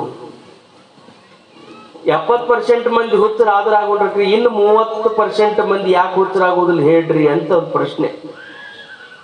70% ಮಂದಿ ಹುಚ್ಚರಾಗೋದಂತೂ ನಿಕ್ಕಿನ ಯಾರ ಕೈಯೊಳಗ ಮೊಬೈಲ್ ಇಲ್ಲದೆ ಇವತ್ತ ಮೊದಲ ತಾಯಿ ಆದಂಥವಳು ಮಕ್ಕಳು ಊಟ ಮಾಡ್ಲಿಲ್ಲ ಅಂದ್ರೆ ಎಷ್ಟು ಪ್ರೀತಿಯಿಂದ ಅವು ಎಷ್ಟರ ಹಠ ಮಾಡ್ಲಿ ಅವನು ಮೊದ್ಲೊಂದ್ಸರಿ ಬೈದ್ ನೋಡ್ತಿದ್ಲು, ಜಬರಿಸಿ ನೋಡ್ತಿದ್ಲು.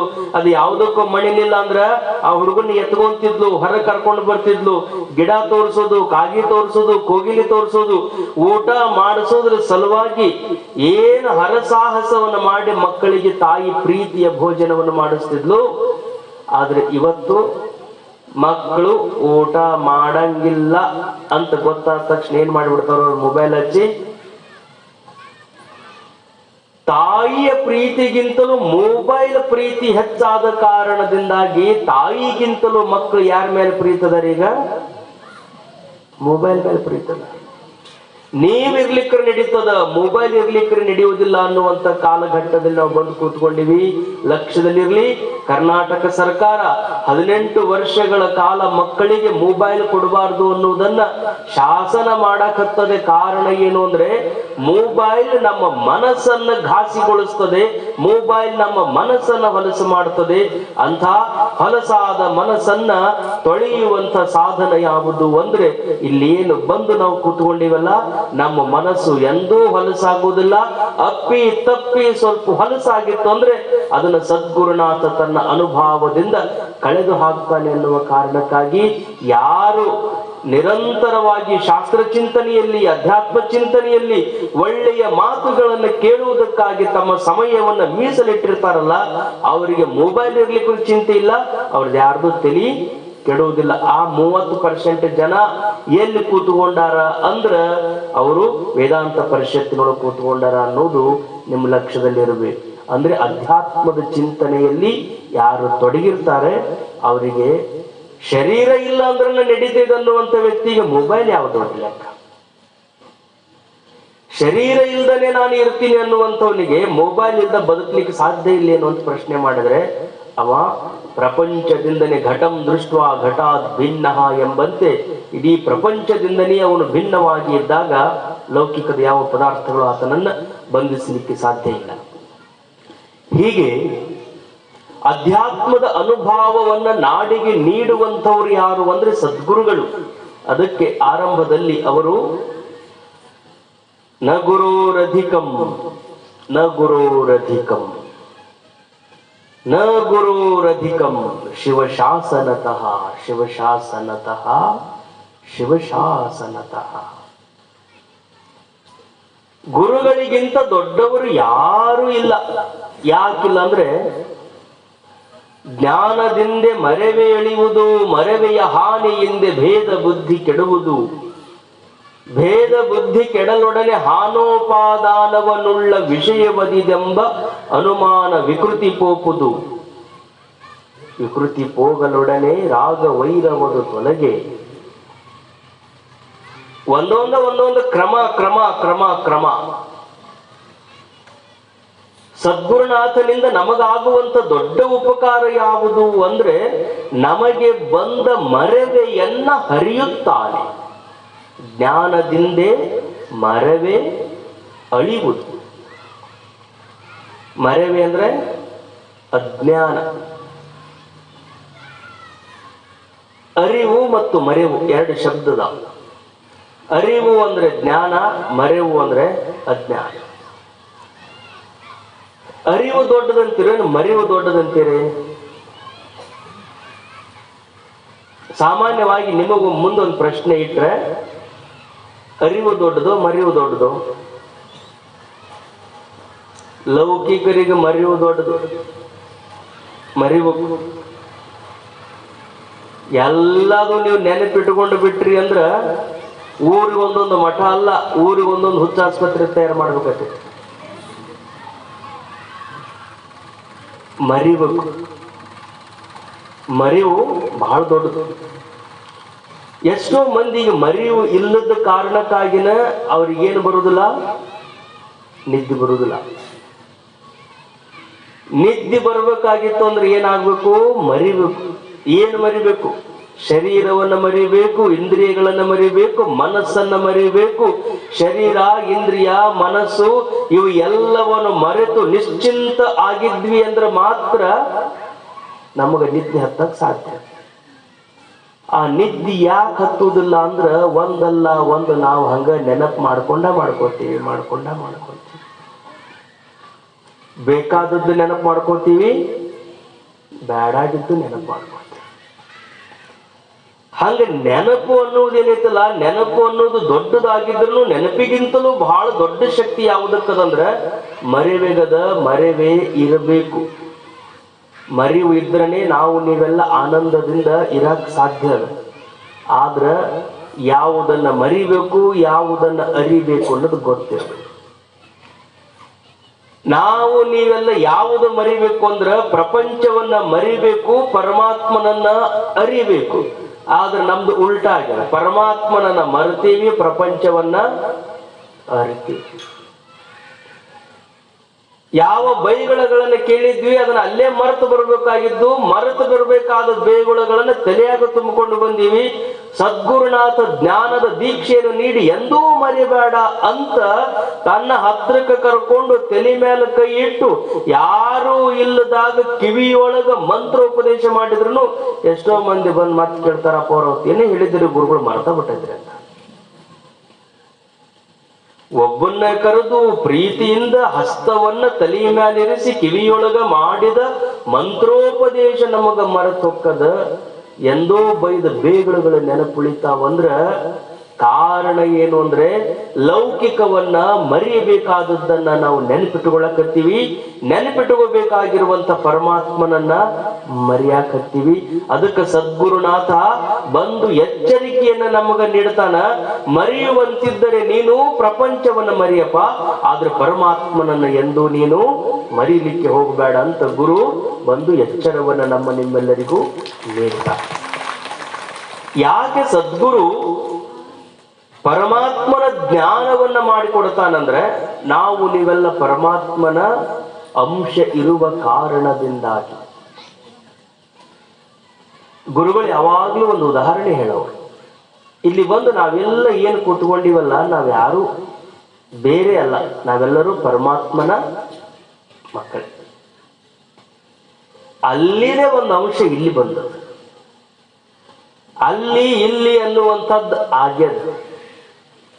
ಭೇದ ಉತ್ಪನ್ನ ಆಗ್ಯದ. ಯಾಕೆ? ಮಾಡಿದ ಪ್ರಾರಬ್ಧಕ್ಕನುಗುಣವಾಗಿ ಕರ್ಮಾನುಭೋಗಚ್ಚತಿ. ನಾವು ಮಾಡಿದ ಕರ್ಮಗಳಿಗೆ ಅನುಗುಣವಾಗಿ ಇದೊಂದು ದೊಡ್ಡದು ಇದೊಂದು ಸಣ್ಣದು ಅನ್ನೋ ಶಕ್ತಿ ಬಂದದಷ್ಟೇ. ಅದ್ರ ಲಕ್ಷ್ಯ ಇರ್ಲಿ, ನಿಮ್ಗೆ ತಿಳಿಯಾಗಿರ್ಲಿ. ನಿಮ್ಮೆಲ್ಲರಿಗೂ ಜೀವಾತ್ಮ ಅಂತ. ಈ ಎಲ್ಲ ಜೀವಾತ್ಮನಿಗೆ ಒಬ್ಬ ಪ್ರಮುಖದನ, ಅವನಿಗೆ ಪರಮಾತ್ಮ ಅಂತ. ಪರಮಾತ್ಮ ಅಂದ್ರೆ ನಿಯತಿ ನಿಯಂತೃ ಜಗದ್ರಕ್ಷಕ. ಅವನು ಕರ್ತಾರನ ಈ ಕಮ್ಮಟಕ್ಕೆ ಅಧಿಪತಿಯಾಗಿರುವಂಥವನು, ಅವನಿಗೆ ಪರಮಾತ್ಮ ಅಂತ. ಅವನ ಲೀಲಾ ಅನಂತ. ಪರಮಾತ್ಮನ ಲೀಲೆಗಳನ್ನ ನಾವು ಎಷ್ಟು ತಿಳಿಬೇಕು ಅಂತ ಹೊರಟರು ತಿಳಿಯಕ್ಕೆ ಸಾಧ್ಯ ಇಲ್ಲ. ನಿಮ್ಮ ವಿಜ್ಞಾನ ಎಲ್ಲ ಹೇಳುತ್ತದೇನು? ಒಂದು ಬಕೆಟ್ನೊಳಗೆ ನೀರು ತುಂಬಿಟ್ಟು ಆ ನೀರಿನೊಳಗೆ ಒಂದು ಮಣ್ಣಿನ ಹೆಂಟಿಯನ್ನು ಕೈ ಬಿಟ್ರಿ ಅಂದ್ರ ಆ ಮಣ್ಣಿನ ಹೆಂಟಿ ಏನಾಕೈತ್ರಿ? ಹುಡುಗರು ಹೇಳಬಹುದು ಏನಪ್ಪ? ಒಂದು ಬಕೆಟ್ನಾಗ ನೀರು ತುಂಬಿಟ್ಟು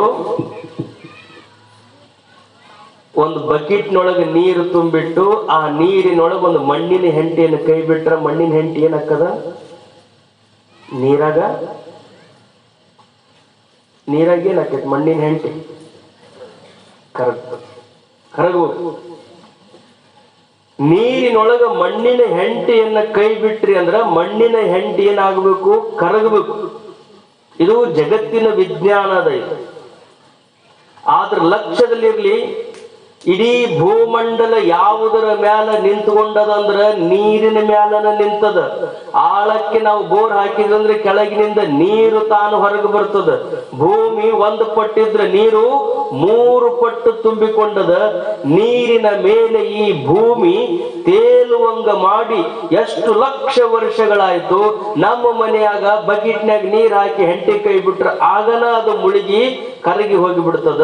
ಲಕ್ಷ ಲಕ್ಷ ವರ್ಷಗಳಿಂದ ನೀರಿನ ಮ್ಯಾಲ ತೇಲುವಂಗಿಟ್ಟು ಕರಗಲಾರ್ದಂಗಿಟ್ಟಾನಲ್ಲ, ಅವನಿಗೆನೇ ಪರಮಾತ್ಮ ಅಂತ ಹೇಳ್ತಾರೆ. ಕರಗಲಾರದಂಗಿಟ್ಟಾನ. ಏನ್ ಅದ್ಭುತ ಮಾಡ್ಯಾನ. ಎಷ್ಟು ಗ್ರಹಗಳದಾವ? ಗ್ರಹಗಳು ಎಷ್ಟು ಅದಾವ?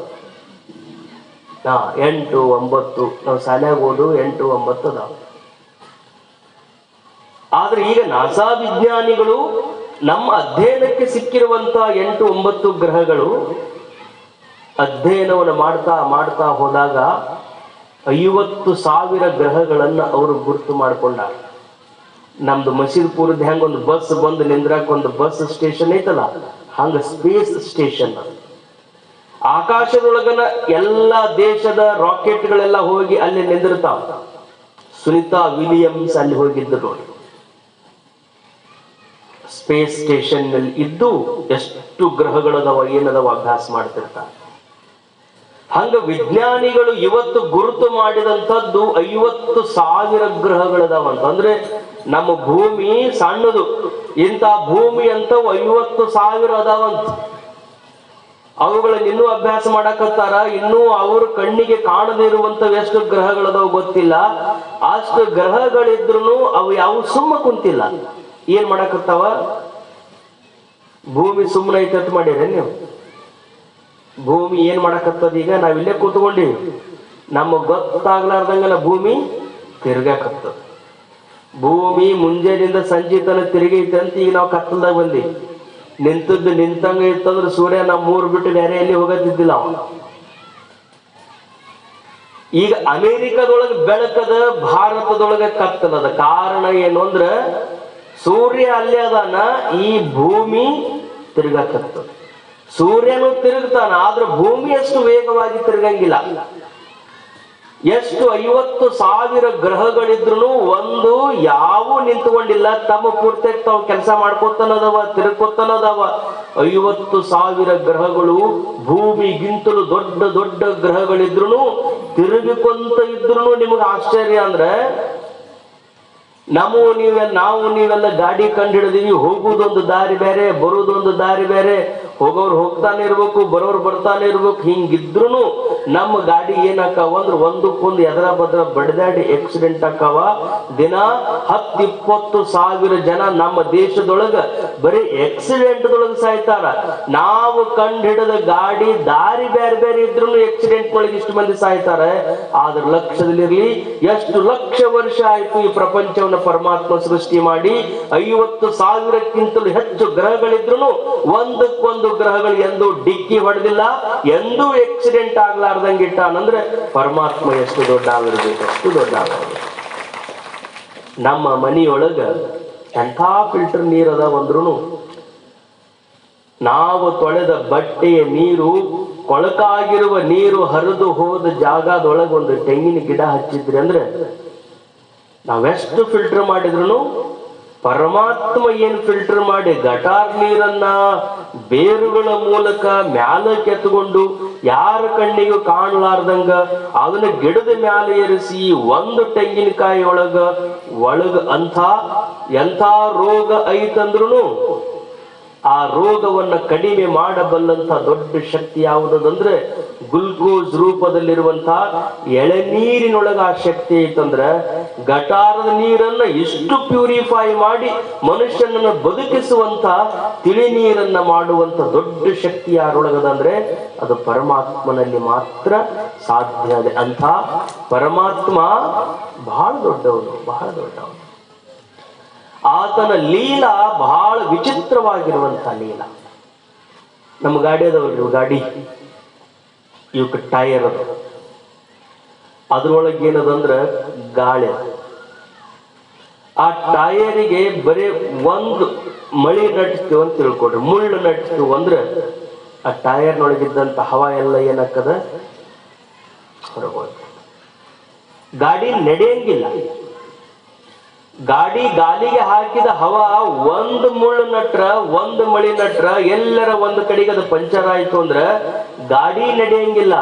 ಆದ್ರ ಲಕ್ಷ್ಯ ಇರ್ಲಿ, ಪರಮಾತ್ಮ ಸೃಷ್ಟಿ ಮಾಡಿದಂತ ಈ ದೇಹ ಅನ್ನುವ ಟೈರ್ನೊಳಗ ಇದ್ರೊಳಗನು ಗಾಳಿ ತುಂಬಿಟ್ಟಾನ. ಗಾಳಿ ಇರ್ಲಿಲ್ಲ ಅಂದ್ರೆ ಈ ಗಾಡಿನೂ ನಡೆಯಂಗಿಲ್ಲ. ಆದ್ರೆ ಈ ಗಾಡಿಗೆ 9 ಪಂಚರ್ ಆಗಿದ್ರು ಸಹಿತ ಒಳಗಿನ ಗಾಳಿ ಹೊರಗೆ ಹೋಗಲಾರ್ದಂಗ ರಕ್ಷಣೆ ಮಾಡಿಟ್ಟಾನಲ್ಲ, ಎಷ್ಟು ದೊಡ್ಡ ಲೀಲಾ ಇರಬೇಕು.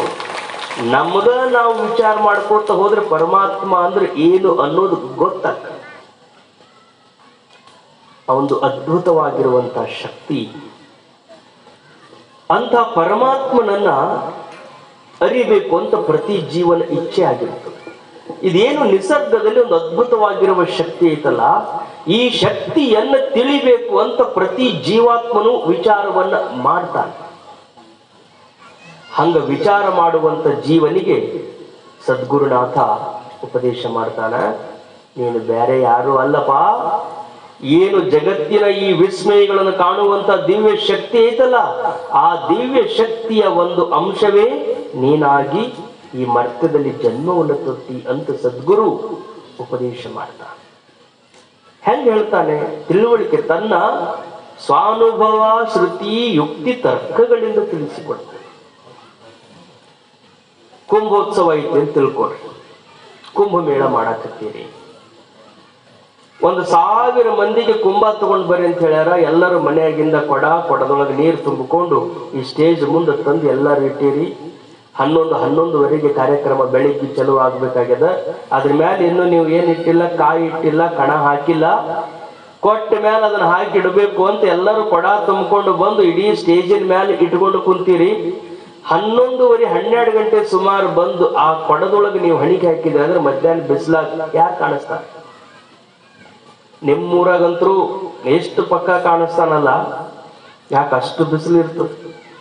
ಸೂರ್ಯ ಬೆಂಕಿಯ ಉಂಡಿಯಾಗಿರ್ತಾನ.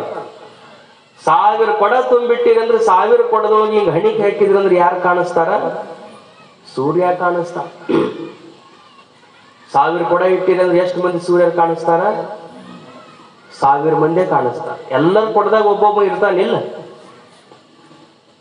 ನೀವು ವಿಚಾರ ಮಾಡ್ರಿ, ಎಲ್ಲರ ಕೊಡದಾಗ ಒಬ್ಬೊಬ್ಬ ಸೂರ್ಯ ಅದಾನೋ? ಒಬ್ಬ ಸೂರ್ಯ ಅದಾನ.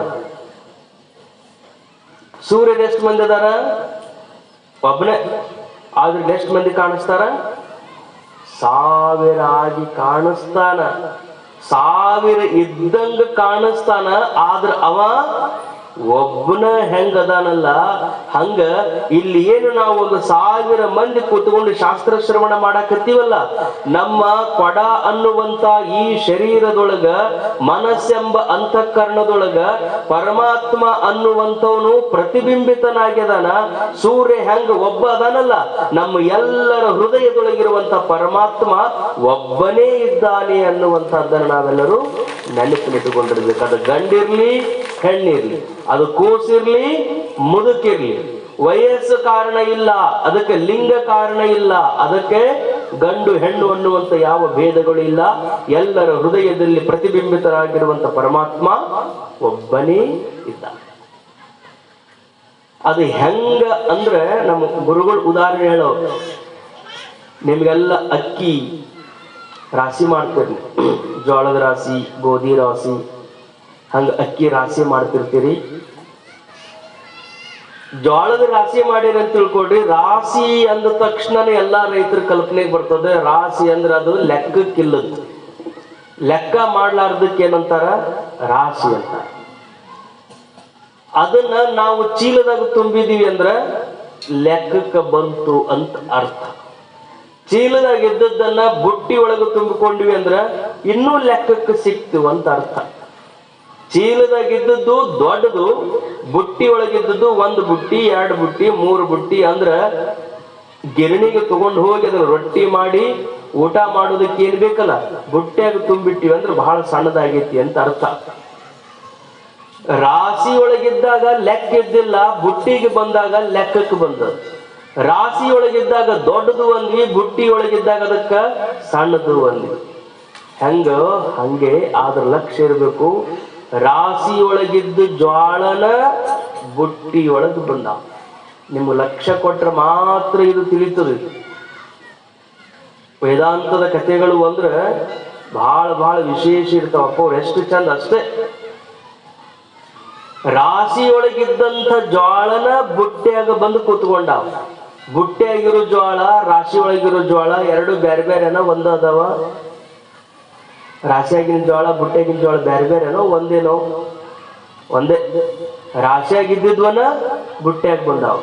ರಾಶಿ ಒಳಗಿದ್ದಾಗ ಅದಕ್ಕೆ ಲೆಕ್ಕ ಹೇಳಕ್ ಬರುದಿಲ್ಲ, ಬುಟ್ಟಿ ಒಳಗಿದ್ದಾಗ ಒಂದು ಬುಟ್ಟಿ ಎರಡು ಬುಟ್ಟಿ ಅಂತ ಅದಕ್ಕ ಲೆಕ್ಕ ಹೇಳಕ್ ಬರ್ತದೆ. ಹಂಗ ರಾಶಿ ಒಳಗಿದ್ದ ಜ್ವಾಳ ಬುಟ್ಟಿಗೆ ಬಂದಂತೆ ರಾಶಿಯಾಗಿರೋ ಜ್ವಾಳನೇ ಬುಟ್ಟಿಯಾಗಿರುವಂತೆ ಪರಮಾತ್ಮನ ಅಂಶವೇ ನಮ್ಮ ನಿಮ್ಮೆಲ್ಲರ ಶರೀರದಲ್ಲಿ ಪ್ರತಿಬಿಂಬಿತವಾಗಿ ತೋರುತ್ತಿದೆ ಅನ್ನುವಂಥದ್ದನ್ನು ನಾವು ನೆನಪಿನಿಟ್ಟುಕೋಬೇಕು. ನಾವು ಬೇರೆ ಯಾರು ಅಲ್ಲ, ಪರಮಾತ್ಮನ ಪ್ರತಿ ಅವತಾರವೇ ಇದ್ದೇವೆ. ಇದನ್ನ ಸದ್ಗುರುನಾಥ ನಮಗೆ ನೆನಪು ಮಾಡಿಕೊಡ್ತಾನೆ. ಅದಕ್ಕೆ ಜ್ಞಾನದಿಂದ ಮರವೇ ಅಳಿವುದು. ನಮ್ಮ ಜ್ಞಾನವನ್ನ ನಮಗ ಸದ್ಗುರು ಮಾಡಿಕೊಡ್ತಾನೆ. ಯಾರು? ನಾನು ಸತ್ತು ಚಿತ್ತು ಆನಂದ ನಿತ್ಯ ಪೂರ್ಣನಾಗಿದ್ದೆ. ಸದ್ರೂಪ ನನ್ನ ಮೊದಲ ಲಕ್ಷಣ. ನಾವೆಲ್ಲರೂ ಸದ್ರೂಪಿಗಳು. ಆ ಶಬ್ದನೇ ಎಷ್ಟು ಆನಂದ. ನಮ್ಮಂಥ ರೂಪವಂತರು ಯಾರೂ ಇಲ್ಲ ಅಂತ. ಸದ್ರೂಪ ಅಂದ್ರೆ ಹೊರಗಿನ ರೂಪ ಅಲ್ಲ. ಸದ್ರೂಪ ಅಂದ್ರೆ ಮೂರು ಕಾಲಗಳಲ್ಲಿ ಬಾಧೆಯೊಂದನೆ ತೋರುತ್ತಿರುವಂಥ. 100 ವರ್ಷದ ಹಿಂದೂ ಇರಬೇಕು, ಈಗೂ ಇರಬೇಕು, ಮುಂದೂ ಇರಬೇಕು. ಎಲ್ಲ ಕಾಲಕ್ಕೂ ಯಾವುದಿರುವುದೋ ಅದಕ್ಕೆ ಸತ್ ಅಂತಾರೆ. ಸತ್. ಇಷ್ಟು ಮಂದಿ ನಾವೆಲ್ಲ ಅದೀವಿ, ಒಬ್ಬರ ಇದ್ರಾಗ ಸತ್ತಿದ್ದು ಯಾರಿಗೆ ನೆನಪದ? ಸ್ವಲ್ಪ ಕೈ ಎತ್ತರಿ. ಒಂದು 100 ವರ್ಷದಿಂದ ಯಾರು ಸತ್ತವ್ರು ಅದಿರಿ ಇದ್ರೊಳಗೆ? ನೀವು ಒಮ್ಮೆ ಸತ್ತಿಲ್ಲ ಅಂದ್ರೆ ಮತ್ತೆ ಎಲ್ಲಾ ಗುರುಗಳು ಹೇಳ್ತಿರ್ತಾರಲ್ಲ, 84 ಲಕ್ಷ ಯೋನಿಯೊಳಗೆ ಬಂದೆ ಬಾರದ ಭವಂಗಳನ್ನು ಉಂಡೆ ಹಿಂದಣ ಜನ್ಮ ಏನಾದರಾಗಲಿ ಹಿಂದೆ ನೀ ಕರುಣಿಸ ಚನ್ನ ಮಲ್ಲಿಕಾರ್ಜುನ. 84 ಲಕ್ಷ ಜೀವ ರಾಶಿಯೊಳಗೆ ಬಂದೀನಿ ಅಂತ ಹೇಳ್ತಾರಾದ್ರೆ ಮತ್ತೆ ಅವಾಗ ಸತ್ತಿರ್ಬೇಕಲ್ಲ. ಸಾಯಿಲಾರ್ದ ಮನುಷ್ಯ ಜನ್ಮಕ್ಕೆ ಬರಕ್ ಸಾಧ್ಯದೇನು? ಮನುಷ್ಯರಾಗಿ ಹುಟ್ಟಿ ಬಂದೀವಿ ಅಂದ ಬಳಿಕ ಹಿಂದ ಸತ್ತಿರ್ಬೇಕು. ಆದ್ರ ಯಾಕೆ ನೆನಪಿಲ್ಲ? ಸತ್ತಿದ್ ಯಾಕೆ ನೆನಪಿಲ್ಲ? ಯಾಕೆ ನೆನಪಿಲ್ಲ ಅಂದ್ರೆ ನೀವು ಧೈರ್ಯದಿಂದ ಹೇಳಬೇಕು, ನೀವು ಎಂದೂ ಸತ್ತಿಲ್ಲ ಅಂತೀರಿ, ಮತ್ತು ಸತ್ತಿದ್ದು ಹೇಳ್ತಿರಲ್ಲ 84 ಲಕ್ಷ ಅಂತ. 84 ಲಕ್ಷ ಸತ್ತಿದ್ದು ಯಾವುದು ಅಂದ್ರೆ ಶರೀರ. 84 ಲಕ್ಷ ಸಾರಿ ಅಂಡದಿಂದ, ಪಿಂಡದಿಂದ, ಸ್ವೇದದಿಂದ, ಉದ್ಬೀಜದಿಂದ, ಜರಾಯುಜಗಳಿಂದ 21 ಲಕ್ಷಗಳ ಪರ್ಯಂತರವಾಗಿ ಹುಟ್ಟು ಸಾವುಗಳನ್ನು ಪಡೆದದ್ದು ಈ ಶರೀರವೇ ಹೊರತು ಅದರೊಳಗಿರುವಂತಹ ಚೈತನ್ಯ ತಾನೆಂದು ಹುಟ್ಟಿಲ್ಲ, ಸತ್ತಿಲ್ಲ. ಅದರ ಸ್ಥಿತಿ ಹೇಗದಂದ್ರೆ ಅಜೋ ನಿತ್ಯ ಶಾಶ್ವತೋ ಎಂ ಪುರಾಣೋ ನ ಹನ್ಯತೆ ನ ಹನ್ಯಮಾನೇ ಶರೀರೆ.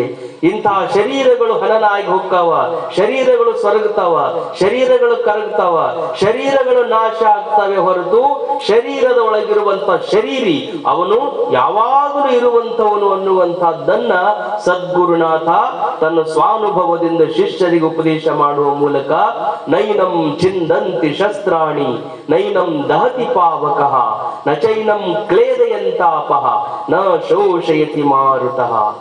ಗಾಳಿಯಿಂದ ಒಣಗಿಸಕ್ ಬರುವುದಿಲ್ಲ, ನೀರಿನಿಂದ ತೊಯ್ಸಕ್ ಬರುವುದಿಲ್ಲ, ಬೆಂಕಿಯಿಂದ ಸುಡಾಕ ಬರುವುದಿಲ್ಲ. ಏನು ಮಾಡಲಿಕ್ಕೆ ಬಾರದೆ ಇರುವಂತದ್ದು ನಮ್ಮ ಚೈತನ್ಯ ಇರುವ ಕಾರಣದಿಂದ ಆ ಚೈತನ್ಯವನ್ನು ನಾವು ಅರ್ಥ ಮಾಡ್ಕೋಬೇಕು. ನಾವು ಮರೆತಿದ್ದ ನಮಗೆ ದುಃಖ ಆಗಿದೆ.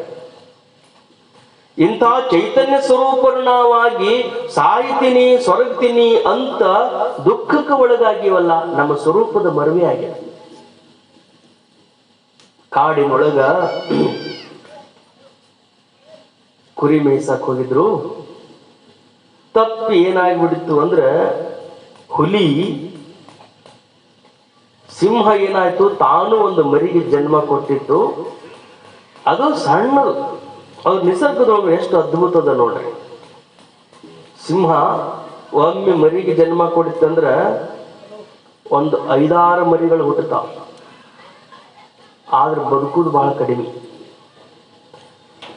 ಬಹಳ ಹುಟ್ಟುತ್ತಾವ, ಸಿಂಹದ ಮರಿಗಳು ಬಹಳ ಬರ್ತಾವ. ಬಹಳ ಕಾಡಿನ ತುಂಬ ಅವ ಇರ್ಬೇಕಾಗಿತ್ತು. ಆದ್ರೆ ಸಿಂಹಗಳ ಸಂಖ್ಯೆ ಅಷ್ಟಿಲ್ಲ. ಯಾಕೆ? ಹುಟ್ಟುವಾಗ ಮರಿಗಳ ಸಂಖ್ಯೆ ಬಹಳ ಇದ್ರು ಅಂತ ಇಂಥ ರೋಗಗಳು ಬಂದು ಹೋಗಿ 1-2 ಮಾತ್ರ ಉಳಿತಾವ. ಆದ್ರೆ ಆಕಳಿರ್ಲಿ ಆನೆ ಇರ್ಲಿ ಒಂದೊಂದು ಮರಿಗೆ ಜನ್ಮ ಕೊಡ್ತಾವ, ಎಲ್ಲವೂ ಬದುಕ್ತಾವ. ಹಿಂಗಾಗಿ ಆನೆಯ ಸಂಖ್ಯೆ ಹೆಚ್ಚಿರ್ತದೆ, ಆಕಳ ಸಂಖ್ಯೆ ಹೆಚ್ಚಿರ್ತದೆ. ಚಿಗರಿ ಒಂದೇ ಮರಿಗೆ ಜನ್ಮ ಕೊಡ್ತದೆ, ಚಿಗರಿಗಳು ಹಿಂಡನೆ ತುಂಬಿಕೊಂಡಿರ್ತದೆ. ಅಂತೂ ಇವ ಕುರಿಗಳನ್ನ ಮೇಯಿಸುವುದಕ್ಕೆ ಹೋಗಿದ್ದ. ಆ ಕುರಿಗಳ ಹಿಂಡಿನೊಳಗ ಒಂದು ಸಿಂಹದ ಮರಿನೂ ಸೇರ್ಕೊಂತ. ಯಾಕ? ರಾತ್ರಿ ಸಮಯದೊಳಗ ಸಿಂಹ ಏನಾಗ್ಯದ, ಕುರಿಯ ಹಟ್ಟಿಯ ಸಮೀಪದಲ್ಲಿನೇ ಅದು ಮರಿಗೆ ಜನ್ಮ ಕೊಟ್ಟು ತಾನು ಹೋಗ್ಬಿಟ್ಟದ. ಸಣ್ಣದಿದ್ದ ನಾಯಿ ಕುನಿ ಹೆಂಗಿರ್ತದು, ಹಗೂರ್ಕ ಬಂದು ಈ ಕುರಿಗಳ ಜೊತೆಗೆ ಏನಾಗ್ಬಿಡ್ತು, ಸೇರ್ಕೊಂಡ್ಬಿಡ್ತು. ಅದ್ರ ಜೊತೆಗೆ ಅದು ಬೆಳೆಯಾಕತ್ತು, ಅದು ಹಾಲು ರೊಟ್ಟಿ ಹೊಡ್ಯಾಕತ್ತು, ಅದು ನುಚ್ಚು ಮಜ್ಜಿಗಿನ ತಿನ್ನಾಕತ್ತು. ಬೆಳೀತು. ಆದ್ರೂ ನಿಸರ್ಗದ ನಿಯಮ, ಶರೀರ ಬೆಳೀತು. ಎಲ್ಲಾ ಕುರಿಗಳಿದ್ದು ನಾವು ಯಾವ ಇದಕ್ಕೆ ಹೆದರ್ತಿದ್ದಿಲ್ಲ. ಯಾಕ? ತಮ್ಮ ಜೊತೆಗೆ ಬೆಳೆದ್ಬಿಟ್ಟವು.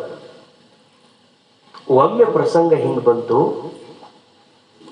ಈ ಎಲ್ಲ ಕುರಿಗಳ ಜೊತೆಗೆ ಈ ಸಿಂಹ ಹೋಗುವುದನ್ನ ಸಿಂಹದ ಜಾತಿಯ ಮತ್ತೊಂದು ಸಿಂಹ ನೋಡಿತು. ನಮ್ಮ ಮನುಷ್ಯ ಒಬ್ಬವ ಈ ಕುರಿಗಳ ಜೊತೆಗೆ ಯಾಕೆ ಹೊಂಟಾನ ಅಂತ ವಿಚಾರ ಮಾಡಿತು. ವಿಚಾರ ಮಾಡಿಕೊಂಡು ಎಲ್ಲಿ ದೂರ ನಿಂತಿತ್ತಲ್ಲ, ದೂರ ನಿಂತಂತ ಸಿಂಹ ಅಲ್ಲಿಂದನ ಗುಡುಗ್ ಹಾಕಿತು. ಗುಡುಗ್ ಹಾಕಿದ ತಕ್ಷಣ ಎಲ್ಲ ಕುರಿಗಳು ಓಡಿ ಹೊಂಟುಬಿಟ್ರು. ಸಿಂಹದ ಧ್ವನಿಯನ್ನು ಕೇಳಿದ ತಕ್ಷಣ ಕುರಿಗಳು, ಕುರಿ ಕಾಯೋರು ಎಲ್ಲವೂ ಓಡಿ ಹೋದು. ಅದ್ರ ಜೊತೆಗೆ ಇದು ಓಡಿ ಹೊಂಟಿತ್ತು.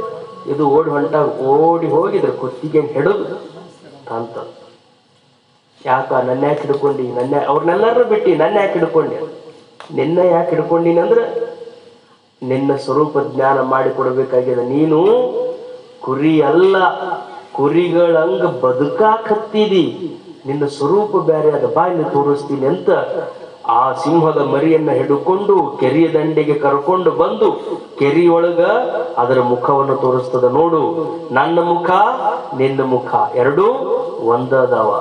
ನಾ ಗುಡುಗ್ ಹಾಕಿದ್ರೆ ಹಂಗ ಓಡಿ ಹೋಗ್ತಾವಲ್ಲ, ಹಂಗ ನೀನು ಗುಡುಗ್ ಹಾಕಿದ್ರು ಎಲ್ಲವೂ ಓಡಿ ಹೋಗ್ತಾವ.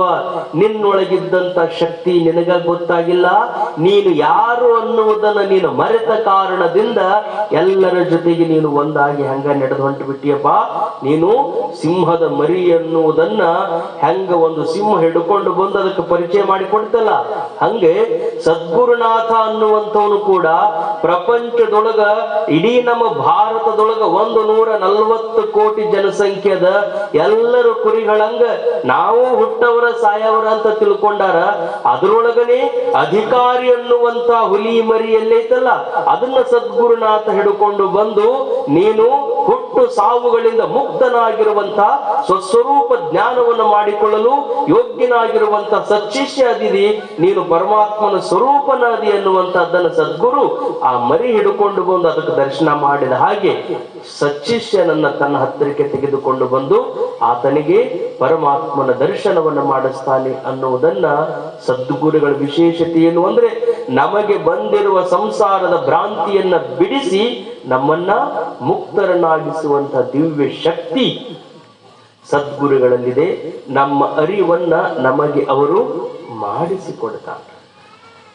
ಸಿಂಹದ ಮರಿ ನಾನು ಅನ್ನುವುದನ್ನ ಮರೆತು ಅದು ಕುರಿಗಳ ಜೊತೆಗೆ ಹೋಗಿದ್ದನ್ನ ಬಿಡಿಸಿ ಹೆಂಗ ತನ್ನ ಕಾಡಿಗೆ ಕರ್ಕೊಂಡು ಹೋಗಿ ರಾಜನನ್ನಾಗಿ ಮಾಡಿದಲ್ಲ, ಹಂಗೆ ಸದ್ಗುರುನಾಥನು ಕೂಡ ಲೌಕಿಕ ವ್ಯವಹಾರಗಳನ್ನೆಲ್ಲದರಿಂದ ಮುಕ್ತನನ್ನಾಗಿ ಮಾಡಿ ಆತನನ್ನ ತನ್ನ ಸ್ವರೂಪದಲ್ಲಿ ಇರಿಸಿಕೊಳ್ಳುವಂತೆ ಮಾಡುತ್ತಾನೆ. ಆ ಕಾರಣಕ್ಕಾಗಿ ಗುರುವಿನ ಉಪಕಾರ ಬಹಳ ದೊಡ್ಡದು. ಒಮ್ಮೆ ಅವನ ಕೈ ಹಿಡಿದ್ವಿ ಅಂದ್ರೆ ನಾವ್ಯಾರು ಹೆದರಬೇಕಾಗಿಲ್ಲ, ಮರಿಬೇಕಾಗಿಲ್ಲ. ಸಿದ್ಧಾರೂಢ ಅಪ್ಪೂರಿಗೆ 92-93 ವರ್ಷ ಆಗಿತ್ತು. ಕೈಲಾಸ ಮಂಟಪಕ್ಕೆ ಇವ್ರ ಹತ್ರಕ್ಕೆ ಬಂದಾಗ ಕೈ ಹಿಡಿತಿದ್ರು. ಸಿದ್ಧಾರೂಢ ಅಪ್ಪವ್ರ ಶಿಷ್ಯ ಹೇಳಿದ್ರ, ಅಪ್ಪ ನಾನ್ ನಿನ್ ಕೈ ಹಿಡಿತೀನಿ ಅಂದಾಗ ಸಿದ್ಧಾರೂಢ ಅಪ್ಪವ್ರು ಅಂದ್ರು, ಬ್ಯಾಡು ತಮ್ಮ, ನೀ ಹಿಡಿಯುದು ಬೇಡ, ನಾನ ನಿನ್ನ ಕೈ ಹಿಡಿತೀನಿ ಅಂದ್ರ. ನಾ ಹಿಡಿಯೋದಕ್ಕೂ ನೀವ್ ಹಿಡಿಯೋದಕ್ಕೆ ಏನ್ ವ್ಯತ್ಯಾಸ ಐತ್ರಪ್ಪ ಅಂತ ಕೇಳಿದವ. ನೀ ಹಿಡದೆ ಅಂದ್ರೆ ಯಾವಾಗ ಬಿಡುತ್ತಿ ಅನ್ನೋದು ಗೊತ್ತಿಲ್ಲ, ನಾ ಹಿಡದೆ ಅಂದ್ರೆ ನಿನ್ನ ಮುಕ್ತನಾಗುತ್ತನ ಬಿಡುದಿಲ್ಲ ತಮ್ಮ, ಅದಕ್ಕೆ ನಿನ್ನ ಕೈ ನಾನ ಹಿಡ್ಕೊತೀನಿ ಅಂತ ಸಿದ್ಧಾರೂಢ. ಒಮ್ಮೆ ಆ ಪರಮಾತ್ಮನಿಗೆ ನಾವು ಸಮರ್ಪಿತರಾಗ್ಬಿಟ್ಟಿವಿ ಅಂದ್ರೆ ಸದ್ಗುರುನಾಥನಿಗೆ ಕಾಯ ವಾಚ ಮನಸ್ಸ ತ್ರಿಕರಣ ಪೂರ್ವಕವಾಗಿ ಸಮರ್ಪಿತರಾಗ್ಬೇಕು. ಅವ ತನುವನಲ್ಲಾಡಿಸಿ ನೋಡುವ, ಮನವನಲ್ಲಾಡಿಸಿ ನೋಡುವ, ಧನವನಲ್ಲಾಡಿಸಿ ನೋಡುವ. ಬರೇ ನಾವು ಗುಡಿಗೆ ಹೋಗೋ ಮುಂದೆ ಒಂದು ತೆಂಗಿನಕಾಯಿ ತಗೋಬೇಕು ಅಂದ್ರೆ ಆಗ ಒಡೆದು ಚಟ್ನಿ ಮಾಡು ತೆಂಗಿನಕಾಯಿ ತಗೋಬೇಕಂದ್ರೆ ಅದನ್ನ ಕೈಯಾಗಿ ಇಡುವುದೇನು, ಒಳಗಾಡಿಸೋದೇನು, ಅದನ್ನ ಬಡಿಯೋದೇನು. ಒಂದು ತೆಂಗಿನಕಾಯಿ ತಗೋಬೇಕಂದ್ರೆ ಇಷ್ಟು ಪರೀಕ್ಷೆ ಮಾಡ್ತೀವಿ. ಇನ್ನು ಸದ್ಗುರುನಾಥ ತನ್ನ ಶಿಷ್ಯನ ಮಾಡ್ಕೋಬೇಕಾಗಿತ್ತು ಅಂದ್ರೆ ಎಷ್ಟು ಪರೀಕ್ಷೆ ಮಾಡ್ಲಿಕ್ಕೆ. ಅವ ತನುವಿಗೆ ದುಃಖ ಕೊಟ್ಟು ನೋಡ್ತಾನ, ಮನಸ್ಸಿಗೆ ದುಃಖ ಕೊಟ್ಟು ನೋಡ್ತಾನ. ಅವ ತನ್ನೊಳಗಿರುವ ಸರ್ವಸ್ವದಂತೆ ಇಡೀ ಬದುಕಿನ ತುಂಬ ಗಳಿಸಿದಂತಹ ಧನದ ಅಪೇಕ್ಷೆಯನ್ನು ಮಾಡಿ ನೋಡ್ತಾನ. ಯಾವುದನ್ನು ತಲೆ ಕೆಡಿಸಿಕೊಳ್ಳಾರ್ದನೆ ನೀನು ಕೊಟ್ಟಿದ್ದು ನಿನಗರ್ಪಿತ ಅಂತ ಯಾರು ನಿಶ್ಚಿಂತರಾಗಿರ್ತಾರಲ್ಲ ಅಂತ ಶಿಷ್ಯರನ್ನ ಮಾತ್ರ ಸದ್ಗುರುನಾಥ ಸ್ವೀಕಾರ ಮಾಡ್ತಾನ. ಅಂತ ಶಿಷ್ಯರನ್ನ ಅದಕ್ಕೆ ಆಪ್ತ ಅಂಗ ಸ್ಥಾನ ಸದ್ಭಾವ ಸೇವೆಗಳನ್ನು ಸದ್ಗುರುನಾಥನಲ್ಲಿ ಚತುರ್ವಿಧ ಸೇವಾ ಮಾಡಿದವರು ಮಾತ್ರ ಮುಕ್ತರಾಕ. ಹಿಂಗ ಶಿಷ್ಯರ ಲಕ್ಷ್ಯ ಹೇಳುವಾಗ ಒಬ್ಬ ಬಂದು, ಅಪ್ಪವ್ರೆ ಮನಿ ಪ್ರಪಂಚ ಸಾಕಾಗ್ಯದ, ನಾನು ನಿಮ್ ಶಿಷ್ಯ ಆಗ್ಬೇಕಂತ ಬಂದೀನಿ. ಚಲೋ ಆಯ್ತು ಬಿಡಪ್ಪ, ಬಹಳ ಚಲೋ ಆಯ್ತು, ಬಂದಿದ್ದು ಆನಂದ ಆಯ್ತು. ಶಿಷ್ಯ ಆಗ್ಬೇಕು ಅಂತ ಬಂದಿದ್ರೆ ಅದಕ್ಕಿಂತ ದೊಡ್ಡದೇನದ? ಇನ್ನ ಆಪ್ತ ಸೇವಾ ಮಾಡಬೇಕು, ಅಂಗ ಸೇವಾ ಮಾಡಬೇಕು, ಸ್ಥಾನ ಸೇವಾ ಮಾಡಬೇಕು, ಸದ್ಭಾವಯುಕ್ತನಾಗಿರಬೇಕು. ಸದ್ಗುರುಗಳಲ್ಲಿ ಯಾವ ಭೇದಗಳನ್ನು ಎಣಿಸದೆ ಆಪ್ತವಾಗಿರಬೇಕು. ಸದ್ಗುರುನಾಥನ ಸ್ಥಾನ ಸೇವಾ, ಅವ್ರು ಎಲ್ಲಿ ತಿರುಗಾಡ್ತಾರ, ಅವ್ರು ಎಲ್ಲಿ ಇರ್ತಾರ, ಎಲ್ಲಿ ಅವರ ವಾಸಸ್ಥಾನದ, ಇದೆಲ್ಲವನ್ನು ಗುರ್ತು ಮಾಡಿಕೊಂಡು ಅವರ ಕಣ್ಣಿಗೆ ಸಣ್ಣ ಕಸದ ಕಡ್ಡಿಯೂ ಬೀಳದಂತೆ ಸದ್ಗುರುನಾಥನ ಸ್ಥಾನ ಸೇವೆಯನ್ನು ಮಾಡಬೇಕು. ಸದ್ಭಾವಯುಕ್ತನಾಗಿರ್ಬೇಕು. ಎಂಥ ಭಾವ? ಭರ್ಗೋ ಸಾಕ್ಷಾತ್ ನರಾಕೃತಿ. ಗುರು ಅಂದ್ರೆ ಪರಮಾತ್ಮನಲ್ಲದೆ ಬೇರೆ ಏನು ಅಲ್ಲ ಅಂತಾನೆ ತಿಳ್ಕೊಂಡಿರ್ಬೇಕು. ಅದಕ್ಕೇನಂತಾರೆ? ಸದ್ಭಾವ. ಸದ್ಭಾವ ಅಂದ್ರೆ ಪರಮಾತ್ಮನೇ ನರರೂಪದಲ್ಲಿ ನನಗೆ ದರ್ಶನವನ್ನು ನೀಡುತ್ತಿದ್ದಾನೆ ಅಂತ ಆ ಭಾವಯುಕ್ತನಾಗಿ ಇರಬೇಕು ಅಂತ ಗುರುಗಳು ಶಿಷ್ಯನಿಗೆ ಉಪದೇಶ ಮಾಡಕತ್ತಿದ್ರು. ಹಿಂಗ ಉಪದೇಶ ಮಾಡಿ ಮಾರದಿವಸ ಅವ ಬೆಳಿಗ್ಗೆ ಎದ್ದು ಬಾತಮ್ಮ ಎಲ್ಲ ಚತುರ್ವಿಧ ಸೇವೆಗಳಲ್ಲಿ ತೊಡಗುವಂತಿ ಅಂತ ಕರೆದ ತಕ್ಷಣ ಅವ ಅಂದಂತ, ಶಿಷ್ಯ ಆಗುವುದು ಇಷ್ಟ ಕಷ್ಟ ಐತಂದ್ರ ನನಗೆ ಇನ್ನೊಂದು ಉಪಕಾರ ಮಾಡ್ರಿ, ನೇರವಾಗಿ ನಾನು ಗುರುನ ಮಾಡಿಬಿಡ್ರಿ ಅಂದಂತ. ಶಿಷ್ಯ ಆಗ್ಬೇಕು ಅಂತ ಬಂದಿದ್ದೆ, ಎಷ್ಟು ಕಷ್ಟ ಐತಂದ್ರೆ ಇದು ಬ್ಯಾಡ್ರಿ, ನಾನೇನ್ ಮಾಡ್ರಿ, ಸಂಸಾರ ತಾಪಕ್ಕೆ ಹೆದರಿ ಬಂದು ನಾವು ಗುರು ಆಗ್ಬೇಕು ಶಿಷ್ಯ ಆಗ್ಬೇಕು ಅಂದ್ರೆ ಅದ ಸಾಧ್ಯ ಆಗೋದಿಲ್ಲ. ಅದು ಮುಕ್ತಿಗೆ ಪ್ರತಿಬಂಧಕವಾಗುವುದನ್ನ ತ್ಯಾಗ ಮಾಡುವಂತ ಧೈರ್ಯ ಇದ್ದವನು ಮಾತ್ರ ಶಿಷ್ಯ. ಬೇಕಾದ ಬರ್ಲಿ, ತಾನು ಮುಕ್ತನಾಗಬೇಕು ಅಂತ ಒಳಗ ಸಂಕಲ್ಪ ಮಾಡಿ ಸದ್ಗುರುನಾಥನಿಗೆ ಶರಣಾಗತನಾಗಲು ಹೋಗುತ್ತಿರುವಾಗ ಏನ್ ಅಡ್ಡ ಬಂದ್ರೂ ಬಿಡ್ಬೇಕು ನೋಡ್ರಿ. ಆ ಛಾತಿ, ಆ ಧೈರ್ಯ ಇತ್ತಂದ್ರೆ ಮಾತ್ರ ಅವನು ಮುಕ್ತನಾಗ್ಲಿಕ್ಕೆ ಸಾಧ್ಯ. ಬೇಕಾದ ಬರ್ಲಿ, ಮುಕ್ತನಾಗಬೇಕು ಅಂತ ಇಚ್ಛೆ ಇತ್ತು ಅಂದ್ರೆ ಅದು ಹಾಗೆ ಮಾಡಿಸ್ತದೆ. ನಾವು ಬಿಡಬೇಕು ಅಂತಲ್ಲ, ಗಿಡದೊಳಗದು ಪರಿಪೂರ್ಣವಾಗಿ ಹಣ್ಣು ಆಗಿತ್ತು ಅಂದ್ರೆ ಅದಕ್ಕೇನ್ ಬೇಕು? ಸುಮ್ಮನೆ ಒಂದು ಗಾಳಿ ನೆಪ, ಗಾಳಿ ಬೀಸ್ತು ಅಂದ್ರೆ ಹಣ್ಣಾದಂತ ಕಾಯಿ ಹೆಂಗ ತಾನು ತೊಟ್ಟನ್ನ ಬಿಟ್ಟು ಕಳಚಿ ಬೀಳುವುದೋ ಹಾಗೆ ನಮ್ಮಲ್ಲಿ ವಿವೇಕ ವೈರಾಗ್ಯ ಜ್ಞಾನಗಳು ತುಂಬಿಕೊಂಡಿದ್ವು ಅಂದ್ರೆ ಸದ್ಗುರುನಾಥನೆಂಬ ಸುಮ್ಮನೆ ಗಾಳಿ ಬೀಸಿದ್ರೆ ಸಾಕು, ಆ ಗಾಳಿಯ ಹೊಡೆತದಲ್ಲಿ ಆತ ಮುಕ್ತನಾಗಿ ಈ ಭೂಮಿಗೆ ತಾನು ಅಪ್ಪಳಿಸ್ತಾನೆ ಅನ್ನುವಂಥದ್ದನ್ನ ನೆನಪಿನಿಟ್ಟುಕೊಂಡಿರ್ಬೇಕು. ಅಂತ ಸದ್ಗುರು ಆತನ ವಾಣಿ ಕೇಳುವುದು ಅಷ್ಟೇ ತಡ, ಆಲಿಸಿದ ಆಗಲೇ ಅಹುದು ನರರಿಗೆ ಮುಕುತಿ ಅಂತ ಫಲವತ್ತಾದ ಹಣ್ಣನ್ನ ಈ ಗ್ರಾಮದಲ್ಲಿ ಅಧ್ಯಾತ್ಮದ ಬೀಜವನ್ನು ಬಿತ್ತಿ ಆ ಮರ ಬೆಳೆಯುವಂತೆ ಮಾಡಿ ಮುಮುಕ್ಷುಗಳೆಂಬ ಹಣ್ಣುಗಳನ್ನ ನಿರ್ಮಾಣ ಮಾಡಿದಂಥವರು ಆರೂಢ ಜ್ಯೋತಿ ಶಿವಪುತ್ರಜ್ಜನವರು ಅನ್ನೋದು ಈ ಊರಿನ ವಿಶೇಷತೆ ಏನಂದ್ರೆ ಮನೆಗೊಬ್ರು ಶಿವಪುತ್ರ ಅನ್ನೋರು ಸಿಗ್ತಾರೆ. ಬೇಡ ಮೊದಲ ಹೆಣ್ಮಗಳು ಹುಟ್ಟಿದ್ಲು ಅಂದ್ರೆ ಆಶ್ಚರ್ಯ, ಈ ಹೆಸರು ಎಲ್ಲಿ ಕೇಳಿಲ್ಲ, ನಿಧ ಭಾಗದಾಗನ ಶಿವಪುತ್ರಮ್ಮ ಅಂತ.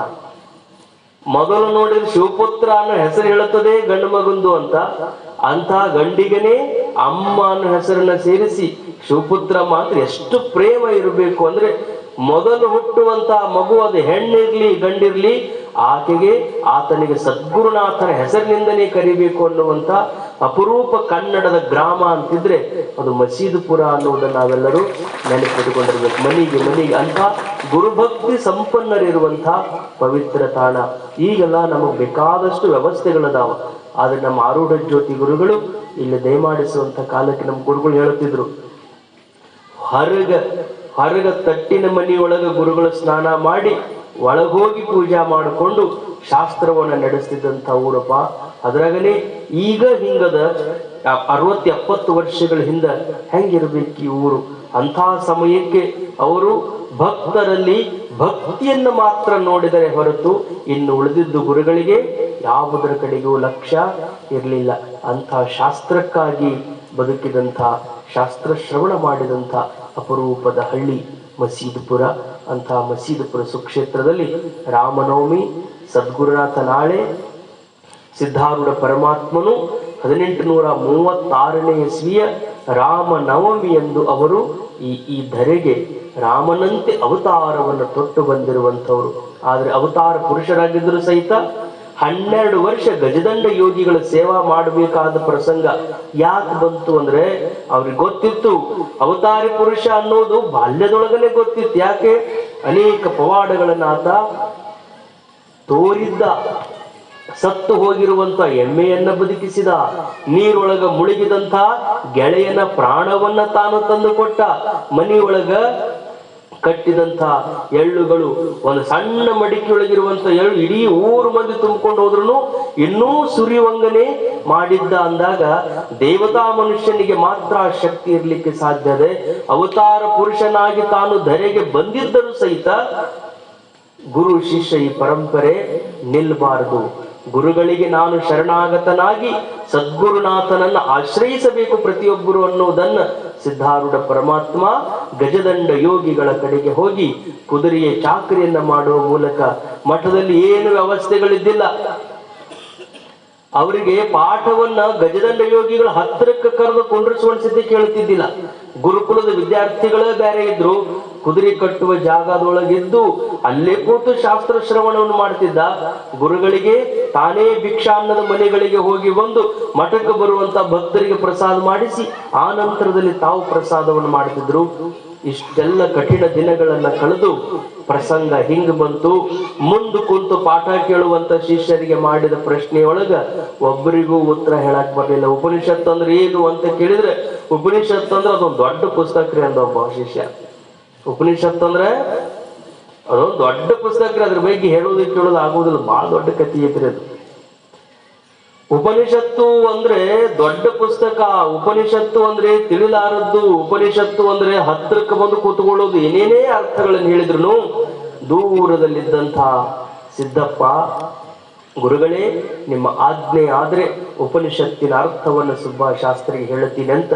ಉಪನಿಷತ್ತು ಅಂದ್ರೆ ಬ್ರಹ್ಮವಿದ್ಯೆ, ಉಪನಿಷತ್ತು ಅಂದ್ರೆ ಜೀವ ಪರಮರ ಏಕತ್ವದ ವಿಚಾರಕವಾಗಿ ತಿಳಿಸಿಕೊಡುವಂತಹ ವಿದ್ಯೆ ಅನ್ನುವುದನ್ನ ಬಾಲ್ಯದಲ್ಲಿನೇ ಸುಭಾಷ್ ಶಾಸ್ತ್ರಿಗೆ ಹೇಳಿ ಆತನಿಗೆ ಬಂದ ವಿದ್ಯೆಯ ಗರ್ವವನ್ನ ಕಳೆದು ಆ ಸುಭಾಷ್ ಶಾಸ್ತ್ರಿಯನ್ನೇ ತನ್ನ ಶಿಷ್ಯನನ್ನಾಗಿ ಮಾಡಿಕೊಂಡು ಲೋಕೋದ್ಧಾರ ಮಾಡಿದಂತಹ ಮಹಾನ್ ಜಗದ್ಗುರು ಅಂದ್ರೆ ಅದು ಸಿದ್ಧಾರೂಢ ಮಹಾಸ್ವಾಮಿ ಎನ್ನುವುದನ್ನು ನಾವೆಲ್ಲರೂ ನೆನಪಿಟ್ಕೊಂಡಿರ್ಬೇಕಂತ ಅವತಾರದ ಯೋಗಿ ತಾನು ಧರೆಗೆ ಅವತರಿಸಿ ಇನ್ನು 3 ವರ್ಷ ಕಳೆದ್ರೆ ಸಿದ್ಧಾರೂಢಪ್ಪವರು ಜನ್ಮ ತಾಳಿ 200 ವರ್ಷ ಆಕ್ಕದ.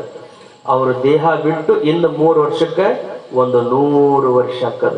ಅಂತ ಮಹಾನ್ ಯೋಗಿ ನಡೆದಂತ ಈ ಪುಣ್ಯ ಭೂಮಿ ಆ ಸಿದ್ಧಾರೂಢ ಅಜ್ಜನ ಹೆಸರ ಮೇಲೆ ಸ್ಥಾಪನೆಯಾಗಿರುವಂಥ ಈ ಮಠದ ಮೂಲ ಆರೂಢ ಜ್ಯೋತಿ ಶಿವಪುತ್ರ ಅಜ್ಜನವರು, ಪೂಜ್ಯ ಅಭಿನವ ಗುರುಗಳವರು, ಆ ಎಲ್ಲ ಶಿಷ್ಯ ಪರಂಪರೆಗೆ ಸದ್ಗುರುನಾಥ ದಿವ್ಯ ಶಕ್ತಿಯನ್ನು ನೀಡಲಿ ಅಂತ ಪ್ರಾರ್ಥಿಸಿ, ಅಚಾನಕ್ಕಾಗಿ ನಾನು ಅಭಿನವ ನಿಜಗುಣಪ್ಪಗಳವರಿಗೆ ಫೋನ್ ಮಾಡಿದಾಗ ಎಂಥ ಮಾತೃ ಹೃದಯ ಅವ್ರದ್ದು ಅಂದ್ರೆ, ಈ ಕಾರ್ಯಕ್ರಮಗಳು ಪೂರ್ವ ನಿಯೋಜಿತವಾಗಿರುವುದಿಲ್ಲ, ಆದರೂ ಬಂದೀವಿ. ನಿನ್ನಿಷ್ಟೆಲ್ಲ ಅಪಾರ ಜನಸಂಖ್ಯೆಯನ್ನು ನೋಡಿದಾಗ ನನಗೆ ಅಪ್ಪ ಅವರು ಈ ವೇದಿಕೆಗೆ ಬಂದು ಹೋದ್ರೆ ಬಹಳ ಸಂತೋಷ ಆಗ್ತದೆ ಅನ್ನೋ ಕಾರಣಕ್ಕೆ ಅವರಿಗೆ ಎಷ್ಟು ಗುರುಭಕ್ತಿ ಅಂದ್ರೆ ಸುಮ್ಮನೆ ಹೇಳಿದ್ರೆ ಸಾಕು, ಅದು ತಮ್ಮದೇ ಅನ್ನುವಂಥ ಭಾವದೊಂದಿಗೆ ನಾವು ದೊಡ್ಡವರು, ನಾವು ಇಷ್ಟು ನಮ್ಮ ಹೊಸ ಮಠಗಳನ್ನು ಕಟ್ಟೀನಿ, ಇಷ್ಟು ಮೂರ್ತಿಗಳನ್ನು ಸ್ಥಾಪನೆ ಮಾಡೀನಿ, ನನ್ನ ಕರಿಬೇಕಂದ್ರೆ ಇವೆಲ್ಲ ಪದ್ಧತಿಗಳು ಹಂಗಿರ್ಬೇಕು ಹಿಂಗಿರ್ಬೇಕು ಏನೊಂದು ಮನಸ್ಸಿನೊಳಗದು ಯಾವುದೇ ಇಟ್ಟುಕೊಳ್ಳಾರ್ದನೆ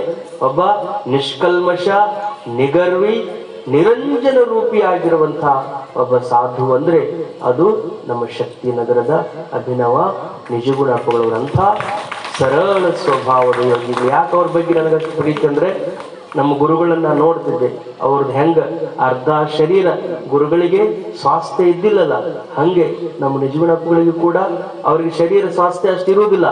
ಆದ್ರೂ ಅವ್ರು ಅದ್ರ ಬಗ್ಗೆ ಎಂದೂ ನಾ ಫೋನ್ ಮಾಡಿದಾಗ ಒಮ್ಮೆ ಕೇಳ್ತೀನಿ ಹೆಂಗದರಿ ಅಂದ್ರೆ, ತನ್ನ ಪೂರ್ತೇಕ ತಾನೈತಿರಪ್ಪ, ಅದ್ರ ಬಗ್ಗೆ ಬಹಳ ಲಕ್ಷ್ಯ ಕೊಡೋದಿಲ್ಲ ಅಂತ. ಅವರಿಗೆ ಕಾಲು ನೋವಿರ್ತದೆ, ನರಗಳಲ್ಲಿ ಸೆಳಿತ ಇರ್ತದೆ, ಬರೀ ಒಂದು ಸಣ್ಣ ತಲೆನೋವು ಬಂದ್ರೆ ನಮಗೆ ಎಷ್ಟು ಬೇಕಷ್ಟು ತ್ರಾಸ ಆಗ್ತದೆ.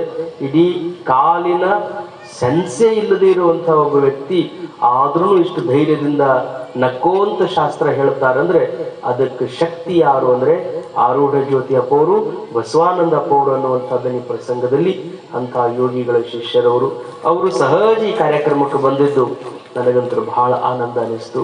ಸಹಜವಾಗಿ ನಮ್ಮ ರಾಯಚೂರಿನ ಸ್ವಾಮಿಗಳೊಬ್ಬರು, ಅವರು ವಿಶೇಷವಾಗಿ ನೀವು ನೋಡ್ಬೇಕು, ಗುಡ್ಡದೊಳಗದ ಅಲ್ಲಿ ಉರುಕುಂದಾರೂಢ ಸ್ವಾಮಿಗಳು ಅಂತ ಬಹಳ ದೊಡ್ಡ ಯೋಗಿಗಳು, ಅವರು ಸಿದ್ಧಾರೂಢಪ್ಪವರ ಶಿಷ್ಯರು. ಆ ನಂತರದಲ್ಲಿ ಅವರು ಅನೇಕ ಸ್ಥಳಗಳಲ್ಲಿ ತಪಸ್ಸನ್ನು ಮಾಡಿದಂಥ ಸ್ಥಳಗಳದಾವ. ಅದು ರಾಯಚೂರಿನ ಗುಡ್ಡದ ಮೇಲೆ ಅಲ್ಲಿ ತಪಸ್ಸನ್ನು ಮಾಡಿದಂಥದ್ದು.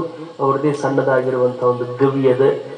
ಅವರು ಆ ಉರುಕುಂದ ಸ್ವಾಮಿಗಳ ಶಿಷ್ಯರೇ ಗುರುಸಿದ್ದಪ್ಪ ಅಂತ ಈಗೇನು ಸ್ವಾಮಿಗಳು ಕೂತ್ಕೊಂಡಾರ, ಇವರು ತಂದೆಯವರು.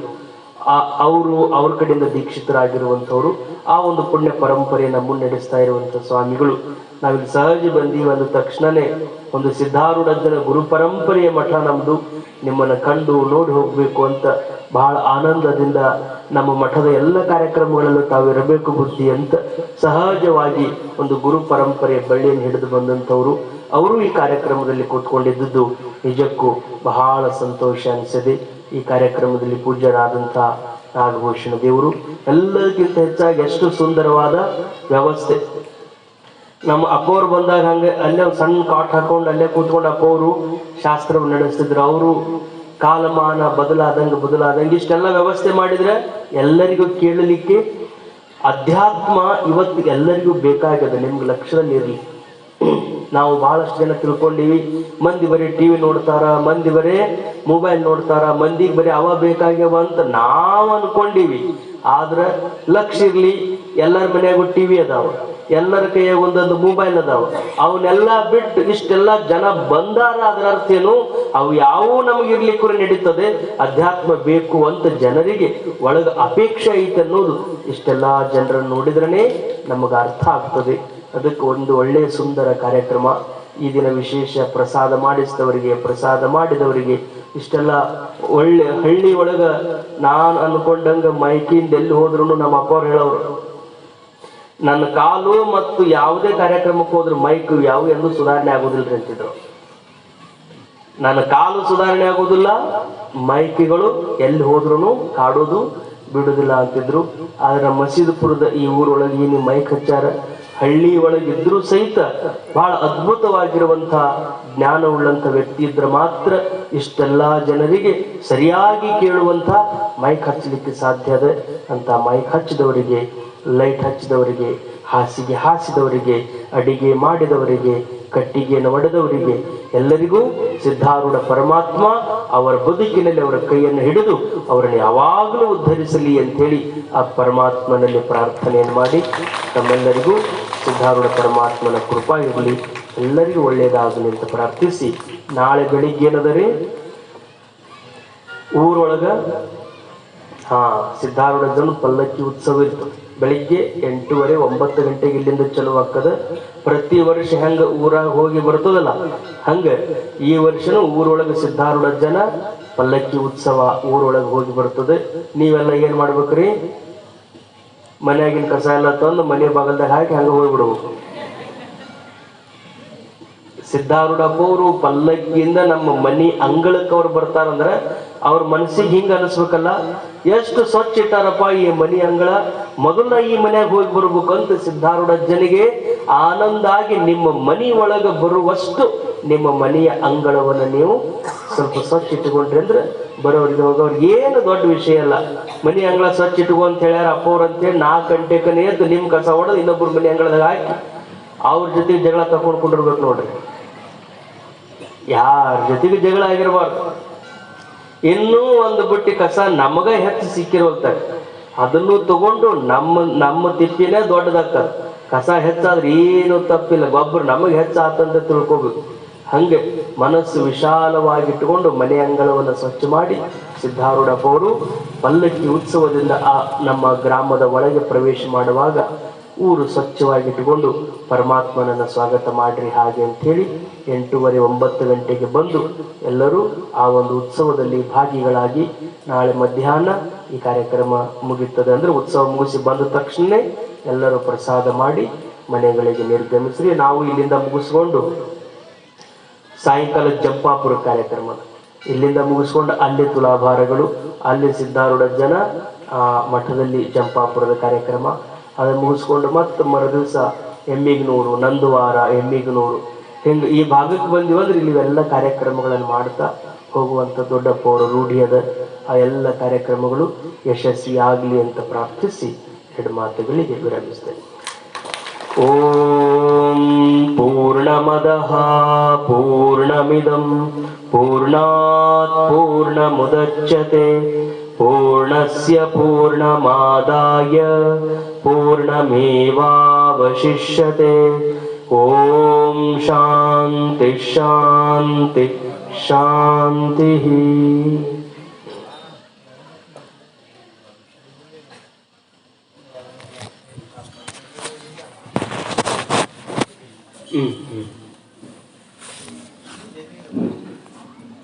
ಓಂ ಗುರು ಬ್ರಹ್ಮ ಗುರು ವಿಷ್ಣು ಗುರುದೇವ